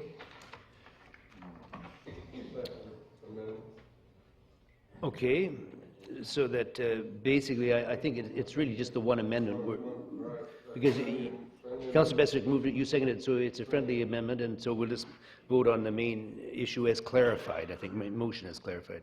Oh, Just a moment, then, Your Worship. sorry? Your Worship. Go ahead. Your Worship, that substantially changes the motion in my view. I'm sorry, I can't support a direction to use an external consultant and a contracted out one at that to do this particular core review. If staff came back to us and said, we can't do this alone, we need to have some kind of extra help to conduct this review, that's fine. But I don't want to direct them to spend what could be tens of thousands of dollars to conduct a review if we can manage it internally. So I would like to, I can't support the motion as amended, and I would prefer that we got some, at least some discussion or some advice from staff on whether it needs to be external or not. Okay, at this point, what I might suggest before the staff responds is that we go back to the original motion, which is as appears in our form here, and then have an amendment to it, which would be to have an external review, if I understand this correctly, and then we could vote on the, first of all, on the amendment for the external part of it, and then vote on the main motion. Go ahead. Well, Your Worship, in response to that query from Councillor Holdren, I believe that staff have the technical expertise to undertake this. What I don't think staff have is the required independence. What I hear council members asking for is an independent look at it from somebody outside the organization, and in that case, based on that presumption that that's what council wants, I think it's important that it be a real independent look and not be done by staff. We certainly have opinions and expertise in the area. However, I think this is a case where it's best served by an outsider. Okay. Okay, I guess the only concern I've got then is, are we going to have an open-ended budget to do this, or are we able to, will we be able to A get? process that I would recommend we follow is that if this motion passes, staff would do an RFP, request proposals from qualified consultants. We would bring that back to council, so you would see what the projected costs are and what they propose to do, and then you could make a decision at that point if you wish to proceed that way. Okay. So, okay, just. Beg pardon? Well, we should have it on the amendment because there's some interest whether we should go external on it. And so why don't we've got some more questions on it before we go ahead there anyway. Councillor Holden, do you want to add something to it? Well, I guess I'm not exactly sure of what's on the floor. I thought the motion on the floor had included external as part of it. Maybe we should just get clarification. Did you have that in yours? I Maybe you did, could read yes. what you've got, if you would, please. Yeah, my understanding from the written motion that there was a friendly amendment done, and now the motion reads that council directs staff to undertake an external core review on current contracting out of city services. Okay, and that's the motion, Councillor Besser? That's your motion, and Councillor Kipp, you okay? Okay. So, on that. Go ahead, yeah? Okay, what I heard our CEO just say is that they do have the technical expertise to conduct this review, and that what they don't have is the independence. But it would seem to me that this review would be based upon a collection of facts and cost comparisons and just everything that Councillor Bestwick mentioned. And that it doesn't matter what one's independence or views on the thing is, the facts will speak for themselves. So I'm still not convinced that we need somebody external to come into the organization to conduct that. I don't have any suspicions here. I mean, I think staff will give us the information we need to make a decision, if any decision is to be made, or if we want to adjust the amount of work we get done through outside contracting and the amount of work we want to get done by direct hire. So I still don't understand the need for external, and I won't be voting for the motion if it has that in it. Okay, yeah. Well, I might just add, if I can, and then we have some other speakers as well. I feel much the same. I think staff do have the ability to do this evaluation. You know, we're looking at a budget increase again this year, and the decision is going to be made on the 15th of May on the final vote on it. It could be, and I assume it will be, in the neighborhood of 4.3% increase, and I'm just loath to support anything that's going to cost us money if we have the ability to do it in-house and with our own paid staff. And so I won't be able to support it if it has the external component in it. Councillor Patchy. Your Worship, well, I have the same problem. I don't mind an outside core review at all, but I really would like to have a handle on what the cost of it is before we do that, and so I will not be able to support that. As a follow-up, Your Worship, if I may ask a question of Councillor Bestwick, since this council at an earlier time did not agree on a core review, well, we agreed and we disagreed. We disagreed on the form that you take. You and others preferred the Penticton model, so-called, whereas I myself wanted something that was a little bit closer to Nanaimo. So my question then is, since we as a council could not agree earlier on a core review, does this mean that we will get a sequence of subjects and items for a core review, or is this the only one that you foresee for the time being? Yeah, go ahead. Thank you. Well, certainly if in fact that there were portions of core reviews that I would be asking for, I would be asking for them 1, 2, and 3, or 4, 5, and 6. The fact of the matter is, when we talked about a holistic core services review, the cost for such a thing was estimated between $125,000 and $150,000, of which we have had many independent consultant reviews that have cost us $96,000 for a transportation study, parking for the downtown. We had UBCM grant us $154,000 thereabouts, I believe, for an economic development, tourism, commerce generator that we didn't take advantage of that and we utilized those funds for other purposes. So in fact, when we speak about a core services review for one component of our city's operations, which consumes about 25 to 30% of it, and sometimes we need to spend a little bit of money to learn that we can save some. This is not a statement that staff don't have the expertise or the capacity or the capability to fulfill such a requirement, but I think from time to time, when we haven't had a core services review, when we don't have a strategic plan, when we don't have such documents that are guiding for us, then I think it's absolutely imperative. And we speak somewhat negatively about the Penticton model. The Penticton model simply outlines the guidelines of what it is that the information that we would like to have returned to us. What we do with that information once we gather it is at the wishes of this council. It doesn't mean that we're acting positively, negatively for or against. It means that we have independent information, which I happen to believe is absolutely critical to the critical thinking path. I want to hear from both sides of the fence, those that support it and those that don't. I want to hear that information. I need that.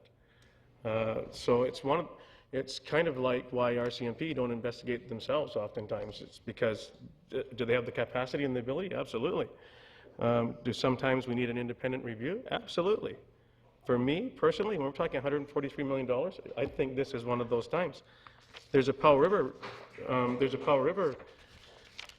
core review right here that has all of those. It's 24-page document. Powell River, they're doing a core review. The entire corporation core review, organizational structure, everything. I'm just asking for one component. Might I seek a next phase of this, a sequel, potentially? That answers the question.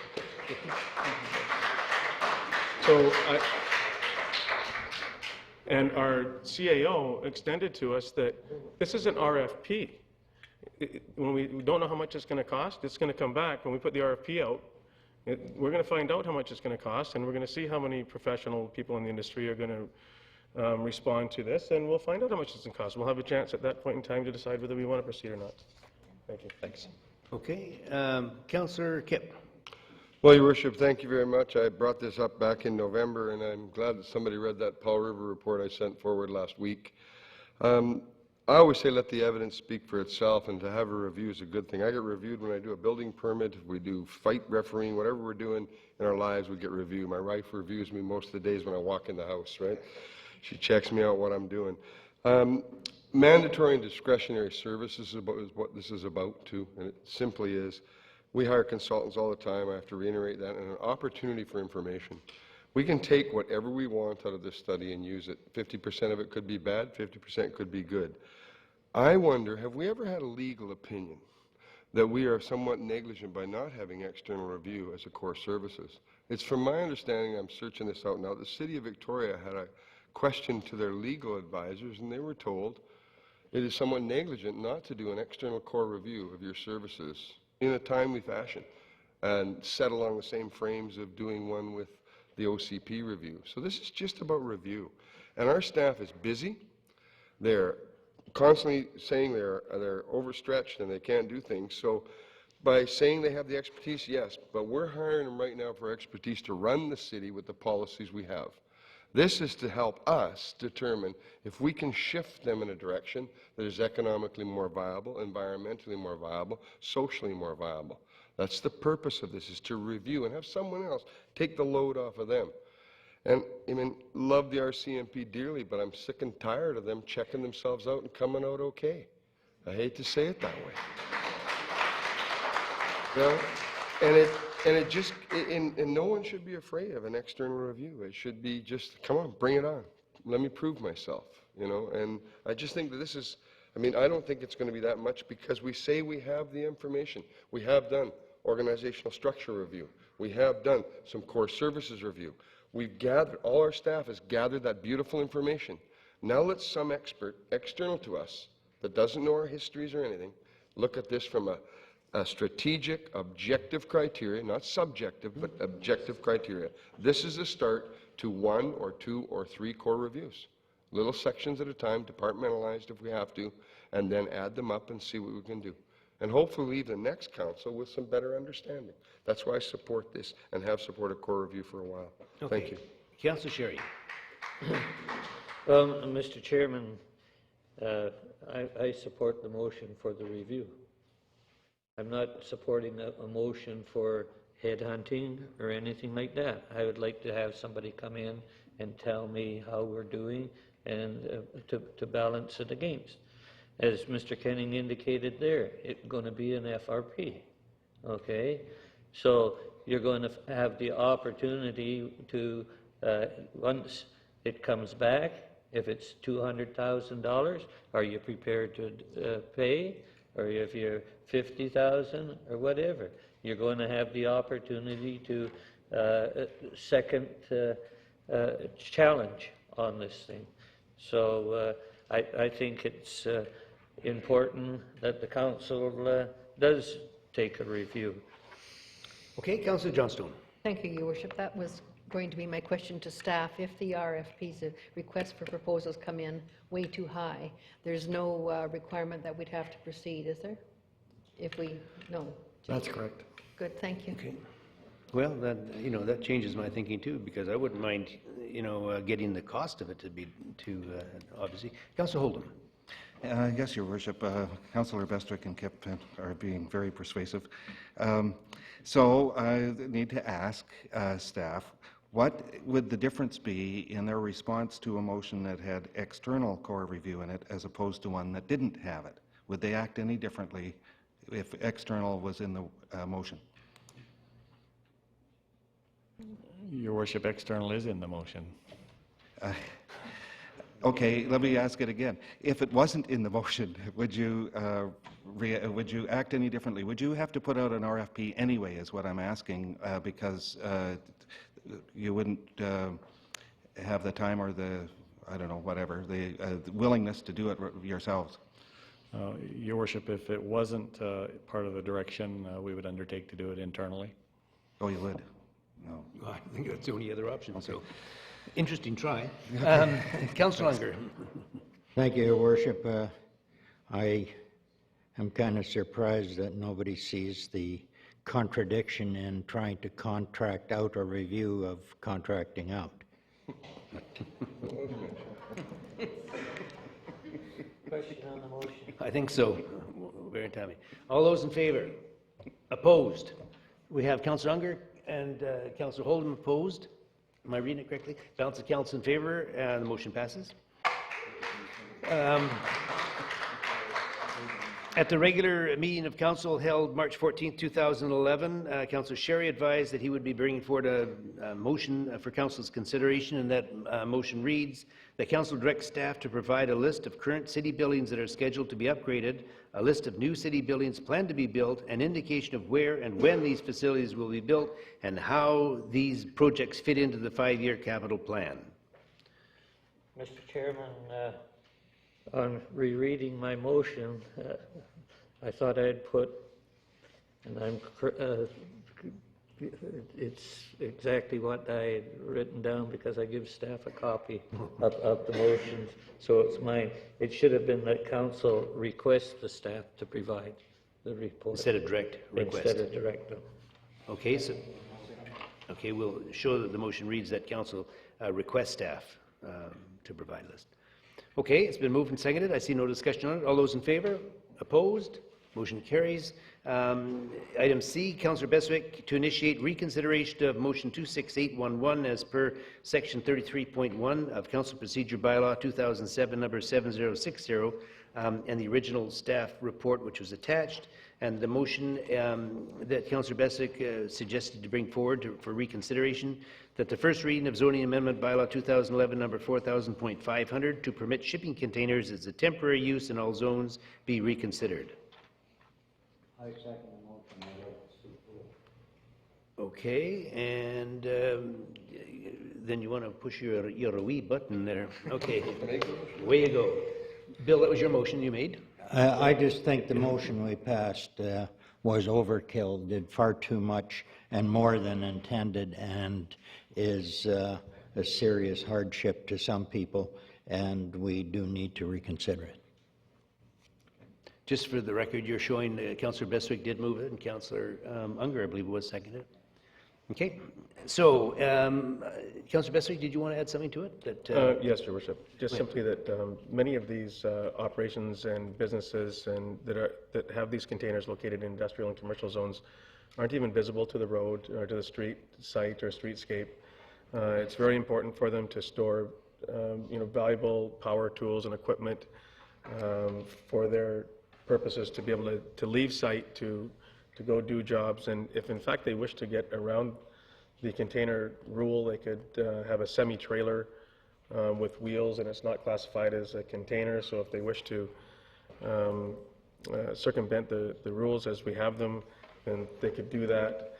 So I think that the intent of what we may have missed on its original offering to us, as far as I'm concerned, I think that I missed that. In residential zones, et cetera, of course not, in terms of using them as fencing or hoarding or otherwise. But it is temporary. To permit shipping containers a temporary use in all zones. And I think for me, temporary is the key aspect. So, Your Worship, I would hope that my fellow colleagues will support this. Okay, I might just point out that Councillor Bestwick did vote against it previously, so he has the right to recall it, and is doing so tonight. Councillor Patchy. Thank you, Your Worship. Just to staff, if I may. So since this includes all zones, it includes residential as well.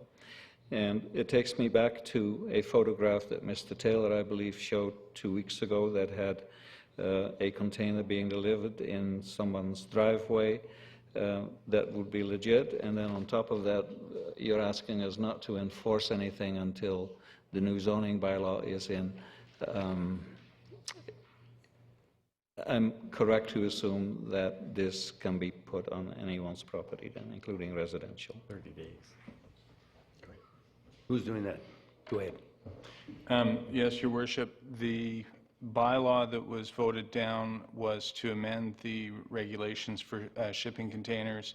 The bylaw was to allow them on a temporary basis, 30 days in a residential zone, 6 months within certain commercial zones, 1 year in light industrial, and 2 years in heavy industrial. So that bylaw was voted down, and the motion in front of council now is to bring that back for reconsideration, and that would also have to go back to public hearing. Okay, suppose this passed, and we have a situation where someone can have on their residential property one of these moving containers, for lack of a better word. We're still only going to enforce that on a complaint basis? That would be staff's intent, yes. Which then would lead me to believe that we're getting ourselves in the same situation that we have with these temporary garages, so-called, for lack of a better word. I have seen quite a few that have been there for long, long times, and much longer than they're intended for, so I shall not be supporting that for that reason. Councillor Unger. On the presentation we had at the last meeting, there was one that I think got a lot of people's attention. It was a photo of a whole row of containers supposedly in a residential area in the Old City section. And upon further review, we find out that these were all very temporary. They were loaded with new furniture for a multiple dwelling, either senior facility or an apartment block. So I think that was very misleading to present that to council when we were debating that question. Okay, Councillor Sherry. Mr. Chairman, the terminology temporary got many different definitions. And what's temporary, we're not going to enforce the thing. It's going to be on a complaint basis only. So that pits one neighbor against another neighbor in a neighborhood situation. we don't even require a permit to site one on site, so that at least City Hall has a date when that unit goes on the individual piece of property. There's no fees for it. So what are we doing here? It's either you allow it, period, or not allow it. Because once you start having to Mickey Mouse around and say, okay, I'm going to keep track for 60 days. I mean, you see the difference here. Residential, one, 30 days. When you get into commercial, you got another length of time. You get into light industrial, you're into another time. When you get into heavy industrial, you get to a year or better. So are we treating everybody the same? I don't think so. And this is one of the problems with the council, the previous council, had to deal with it, because first of all, one came into the driveway and went behind the garage. Then a week later, another one come in. Next thing you got 3 and 4 on a 3/4 acre piece of property. And you're going to have to rely on the neighbor to phone up City Hall and let them know that there's this here. Then if you end up going to court, well, okay, prove what day the first one went on. When we were dealing with containers previously on construction sites and that, where there's a housing development, a commercial project under construction or anything like that, there was no problem with taking those containers on those sites, using them for tool lockup and the likes, as long as the thing was under construction. And then after the construction, they had like 30 days to remove them off the property and that. And it's very unfortunate, Mr. Chairman, is that you go around this community right now and some pieces of property that had containers on that were supposed to be removed, the container is still there. So when you start changing dates and the likes, I think you're defeating the purpose, and you may as well throw it open to all residents and everything, instead of segregate how you got it listed now. Okay, any staff comment at this point? I'm not soliciting one, I'm just curious. Just a couple of corrections. The proposed bylaw would require a siting permit in the industrial zones. And secondly, this is not any number of containers on any site. It's a one-time only one container, except in the industrial zones where it's proposed that it be 2 containers. So it's not a wide open, but the proposal is, it sounds like we were trying to distinguish between a residential neighborhood, which is quite a different characteristic than an industrial neighborhood, and that's why the different dates different time frames were proposed. Mr. Tucker, do you want to comment on enforcement? Do you see that as an issue, or do you think that's something within the boundaries of what we can do? In terms of enforcement, I think probably some of the calls that council has received is basically we've initiated enforcement. When this bylaw was defeated at the last council meeting, our bylaw enforcement staff notified the properties that we were aware of with containers on them, and they were given 30 days to remove the containers, and we're in the clock is ticking, and we're within that 30-day period right now. So the enforcement actions, I would imagine that a report will be coming to council to order the removal of in the near future, depending on who's moved theirs or not, if this is not successful in being reconsidered. Okay, thank you. Councillor Sherry, any follow-up? No, Mr. Chairman, the whole thing is when you start segregating and you have one for 2 containers for 1 year, if they were in the heavy industrial area, there's buildings out there that could be put in place. Okay, Councillor Beswick. Thank you, Your Worship. I think that Mr. Tucker adequately provided an explanation about why the length of times.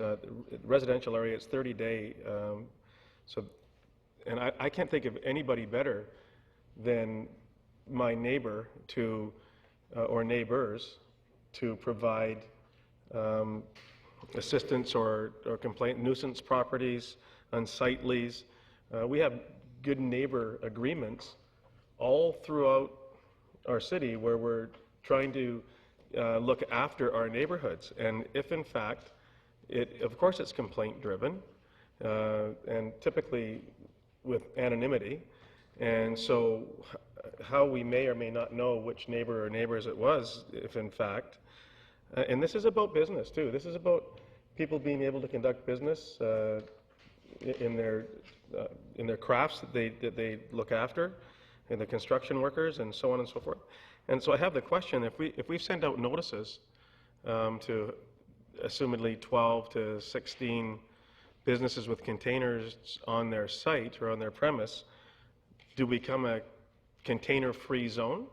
So we can't have containers. You have to go out and build a storage building in order to store your equipment. And secondly, is the city, are we going to follow our own rules and regulations? Are we going to adopt them for us too, or just the people that have business in town, that are doing business in town, that are paying taxes in town, that are employing people in town? And complaint driven, great. That's why we have bylaws. That's why we have the best staff on Vancouver Island, because we're going to go out and look after that stuff when we get a complaint from a neighbor. That's what we do. So the question, are we going to be a container-free zone? What are we going to do? Your Worship, with regard to Councillor Bestwick's question about whether the city would have containers on its property, to my knowledge, we have a couple. And if Council proceeds or doesn't reconsider this, yes, we would endeavor over the next few months to get rid of those containers and find another method for storing goods that are stored in a container right now. So yeah, we need to conform just like everybody else. So may I just follow up then, Your Worship? So, and this isn't, please, I'm not arguing or debating this with staff. I'm just having to look that way, in that direction. I'm sorry, I don't look that. Again, what are we going to do? Are we just going to, so we're talking about saving money and the budget and all these things. So I'm sure we've probably got as many containers out there as all of the businesses in town that we got complaints about with stuff in it. So what are we going to do? Go out and build a storage unit for all this stuff? Like, come on. This is temporary. There's a use for it. There's a permitted use for it. We'd probably be the only city or municipality that has a no container policy. It's absurd. Sorry, Your Worship. Okay. Councillor Johnstone. Thank you, Your Worship. A question through you to staff. Councillor Sherry brought up a good point. Would it be too onerous for people in residential areas to have a permit to use a container, a temporary container for 30 days to renovate a house? Would this be very difficult for staff? Your Worship, if it was Council's wish to have a permit system for all containers, then I'm sure we could set up a system. But having said that, our opinion is that that's unnecessary bureaucracy for a short term. Okay, thank you. Councillor Oldham. Yes, Your Worship. It seems like well, I'll just speak for myself. I have no problem with them being used according to existing conditions or the conditions in this bylaw on industrial property. I mean, I think that's fairly understandable use, and as a temporary 2-year use, that seems more than adequate restriction on their use. In some commercial zones, it also seems to make sense.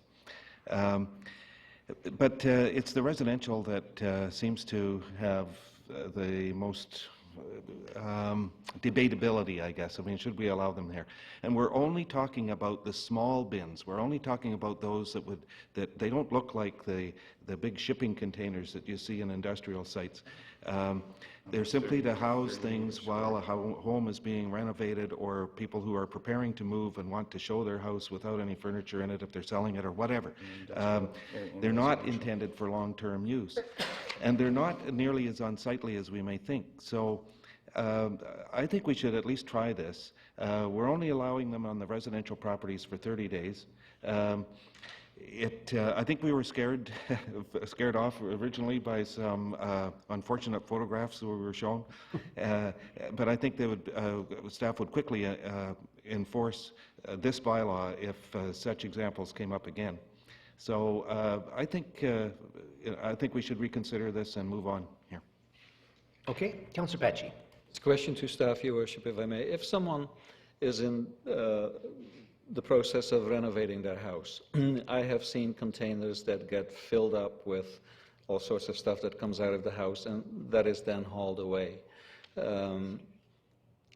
So I don't really understand the need for containers to be on residential property for that very long time. That's somewhat different. What we're trying to allow for here is somebody, for example, that wants to do renovations inside their house, perhaps still live there, but they want to move all the furniture out of the main floor so that they can do their renovations. They want to store it somewhere, so they store it in a container on the side of their property. That's what this would provide for. What I think you're referring to is a demolition container where all the demolition debris goes in the container and then is shipped away to for chipping, and that's usually constantly turned over and removed promptly. So that's not what we're getting at here. Okay. Councillor Sherry. Well, Mr. Chairman, container-free city. No, I don't say we be a container-free city, because when you got construction jobs going on, I understand there's a mall that's doing an expansion. Well, they might end up with 2 or 3 containers on there that's got the tools of the job that the contractors use to make their renovations. And there's been no problem with that. Sometimes they're there for 3 months, sometimes they're for a longer period of time. But to take them in and plunk them down for longer periods of time than that, I have concern. And it's the biggest problem is now we got people that's come in with these what I would call classified as a half a container that's half the size of what you have seen on tractor-trailer units, or you see on ships that are going here, there, from port to port. Those are the containers, and that's the site that in the past hasn't been acceptable. Okay, I see no further questions, and I might just ask staff now, maybe Ms. Harrison, if she was going to have a question.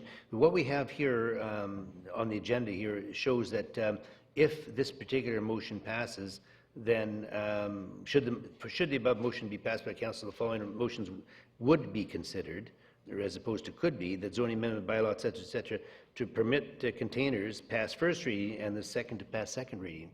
And we're still going to proceed on that? There's no change? At this point, you would be voting I just wondered about whether there was another public hearing involved in this? At this point, you're deciding whether or not to reconsider the first reading. And if you decide, yes, you would like to reconsider it, then the other two the next follow. step would be to proceed with first reading. Okay, so question on the motion. All those in favor? Opposed? Councillor Sherry opposed, Councillor Pachi opposed, and the balance of council in favor. So that being the case, we'll then... I will move the first reading. Moved and seconded. I see no discussion. All those in favor? Opposed? Councillor Sherry opposed. Councillor Pachi is opposed. Balance of council is in favor, and the motion passes. Moved and seconded. Question. All those in favor? Opposed? We have Councillor Pachi and Councillor Sherry opposed. Balance of council in favor. The motion passes. I move that council withhold enforcement action on the use of containers as temporary storage facilities as set out in the current zoning bylaw until council has made its decision regarding zoning amendment bylaw 2011, number 4000.500. Moved and seconded. Again, no discussion. All those in, oh, sorry, do you have discussion? Just a question. Let me just get your button on here. Okay, I got you. All right, just a question. You're holding off on enforcement, which is fine. What date is on those notices that you are withholding enforcement on? Mr. Tucker, go ahead. I don't know the exact date on those notices, but it would be 30 days from the week following when this particular motion went down. So it was during that week that we sent out the notices. So I'm going to hazard a guess that it's probably around April 15th for the notices, but I would have to send council an email with that just to confirm that, because All I'm asking, Mr. Tucker, is that a ballpark figure of or February or March the 15th, okay? So that when the city is on notice that on that particular date, those containers were in fact on that property. Okay? So should this bylaw go forward, when does the date kick in on your time? If you're given notice, you don't require a permit, and they weren't enforced, or they weren't kosher allowed prior to the passing of this thing. So you got your date on notice. Okay. Did you have any Yes, please. Go ahead. A question to staff, Your Worship. Can you give me a ballpark figure on how many notices were sent out? I believe the number is around 20.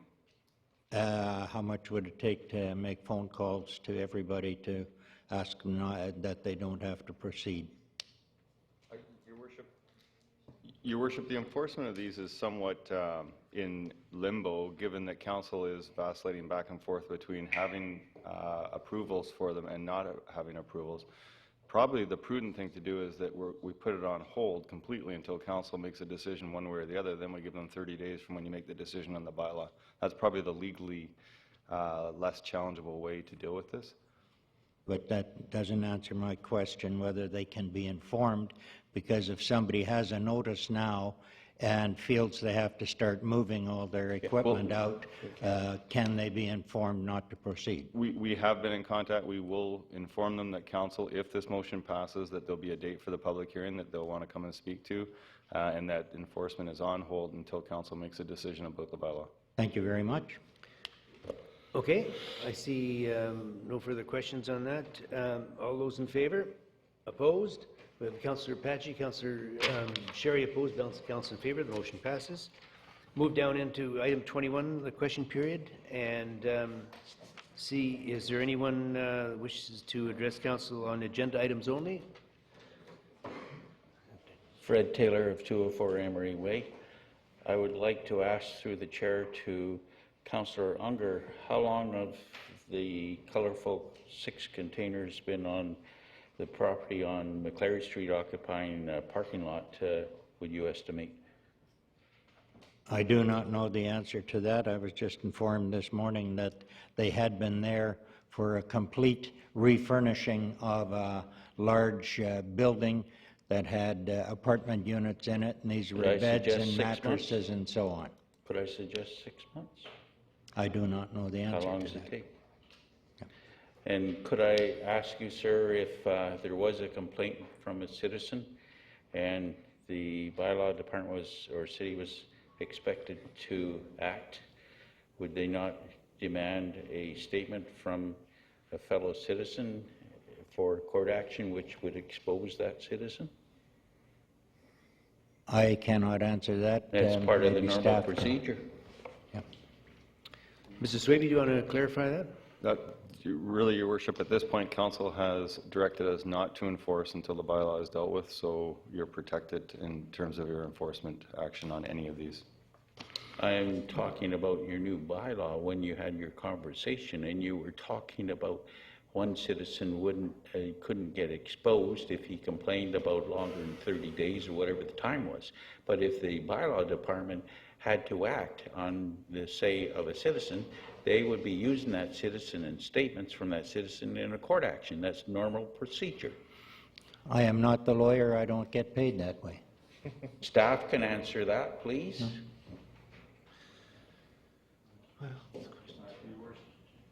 Or are you going to start the 30 days from Okay, the just let him complaint in answer. another 2 Let him years? answer.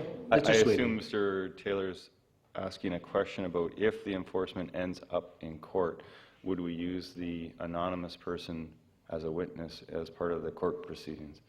And every case is different, so I can't answer that question. Typically, we're able to resolve many of these before they get to court. Was that your question? We're having trouble No, following because you. I know it's different, and I've been told different by the bylaw department, so why play games or even ask a question here? Okay, what else do you want to raise? Anything else? Okay, through the chair to Mr. Bestwick, do you realize this is robbing the citizens of taxation? There's no assessment on containers. There's no taxation generated. 6 of them on McClary. How big is an area is that? Bigger than your house. No assessment. No taxation. So, I'm not sure if I'm bringing in the house. I've contemplated moving 6 of them. I've contemplated moving into a 12 cube. I might do that. But with that said, if the people that are paying salaries, employing people, doing work, doing jobs should not be penalized for providing employment, building buildings, meeting codes, meeting policies, meeting everything that we ask them to meet while they're paying handsome taxes to try to ensure that our residential taxes stay reasonable. If we want to assess those containers, then that's another conversation. If we want to put an assessment on those containers, then perhaps that's a topic of discussion that we can say, anybody that's got a container, you have to go through the XYZ container company to put one in Nanaimo, and we're going to take a piece off the top. I'm not sure, but at the end of the day, if we don't provide container opportunities for many of our businesses, including the city of Nanaimo, we'll be going out and building another warehouse for our stuff, and I don't know that that's necessary. Sir? Mr. Kennedy, just one second. Mr. Kennedy, do you have something to add here? You're on the... Oh. You're off again. Okay. Sir, could I pose a question that if they built a warehouse or whatever, or even the city of Nanaimo, I know that, or anywhere else, forget about the city of Nanaimo, it would create assessment, it would create a tax income to the city.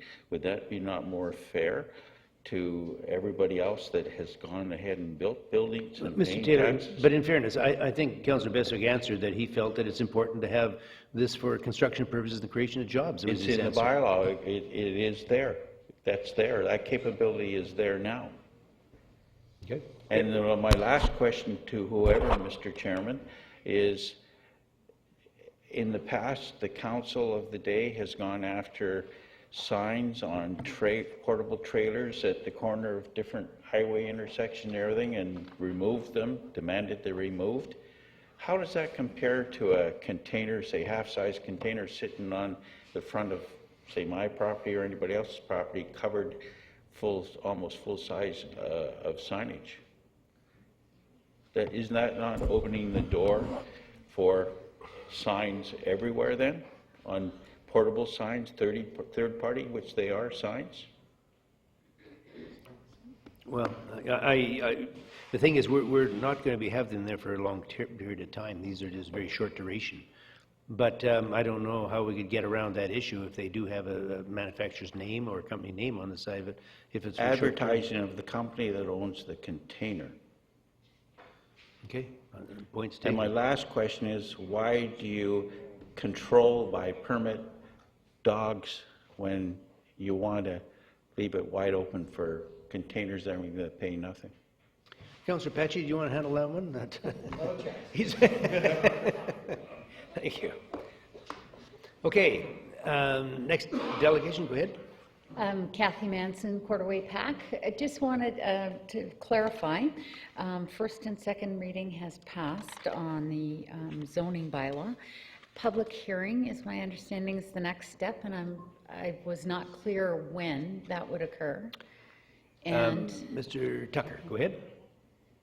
That's April 14th, 7 p.m. in this room here, the Shaw Auditorium. so all the public hearings for all the different bylaws occur at the same time? There are approximately 10 items on that public hearing agenda. Wow. Okay, and are submissions required? It greatly assists our staff if you do have a written submission, but they're not required. Okay, thank you. Thank you. Are there any other delegations that want to be heard from tonight dealing with agenda items only? Gord Fuller, 604 Nichols Street. I just want to thank Councillor Kipp for bringing up the community contributions. I think a review would be long overdue on them, but an information session is fine, and I would like to know if that information session would be available to the public to attend. That would be at council's discretion. If you wanted to have it as a public information session, that's certainly okay with staff. It's totally up to council. Okay with council too. Excellent. Thank you. Thank you. Okay, okay. Good evening, Mayor and Council and staff. I have a question. My name is Annette Röhlig, and it is in regards to... Oh, I'm also... I'm sorry, did the staff get the name? They're shaking your head. Could you maybe spell it Annette for us? Röhlig is my name. Could you spell it for us, please? Roehlig. First name Annette, Annette. I'm from 11-1601 Bowen Road, and I have a question. How can it be that the wet housing project at what used to be 1402, 1406, 1580 and 1590 Bowen Road is now summarized to be 1406? What happened between the different numbers of civic address and now being 1406? Okay, Mr. Tucker. The subject property consists of a number of lots that were along Bowen Road, which had single-family dwellings on them. Those dwellings were demolished. Initially, the information that was going out was making reference to 1402, which was the most easterly lot. But with the sewer project and the sewer upgrade, most of that lot has actually been consumed by a sewer line running underneath that site. So it's the nominal address of the new building is 1406, which is the next lot over. So it's just moving one lot over. It's still as close to, the proposed building is still to be sited as close to the Millstone River as we can with that sewer line running there. But because it's not on the lot that was 1402, it's nominally now been called 1406. It's the same site as what it was originally proposed for, just a different number. I don't quite get that. How it is the same site, but it is on a different property on the most... Well, I think the houses that were there previously don't exist. They've been taken down, and now there's some construction on there for a sewer. And so one of the houses in particular, well, one of the houses you're asking about doesn't exist, and so therefore we can't use that as a legal address for a property. But then how can you... But they're consolidated into one now. Yes, how can the consolidation happen without the input of the public? How can 4 or 5 properties be consolidated to 2? And how can it be, and is that proper, that previously the application, the notice of application that has been posted or had been posted at Bowen Road has indicated 1402, and all your documentation now shows 1406. I think it's incongruent, and it is not legally right to mix the two without informing the public and making it official that it is now supposedly 1406, and there is no indication anymore of the notice of rezoning at the property that you are referring in your documentation. So your notice has not officially been posted correctly unless... Okay, well, let's staff have a shot at it here. I think we understand your question. Mr. Swaby. Someone keeps touching the button there. Your Worship, probably getting the buttons wrong. I apologize. The subdivision process is not a process that requires public input, and subdivision can mean where you create a number of lots or where you take a number of lots and create one out of them. So that's not a process that does require public input.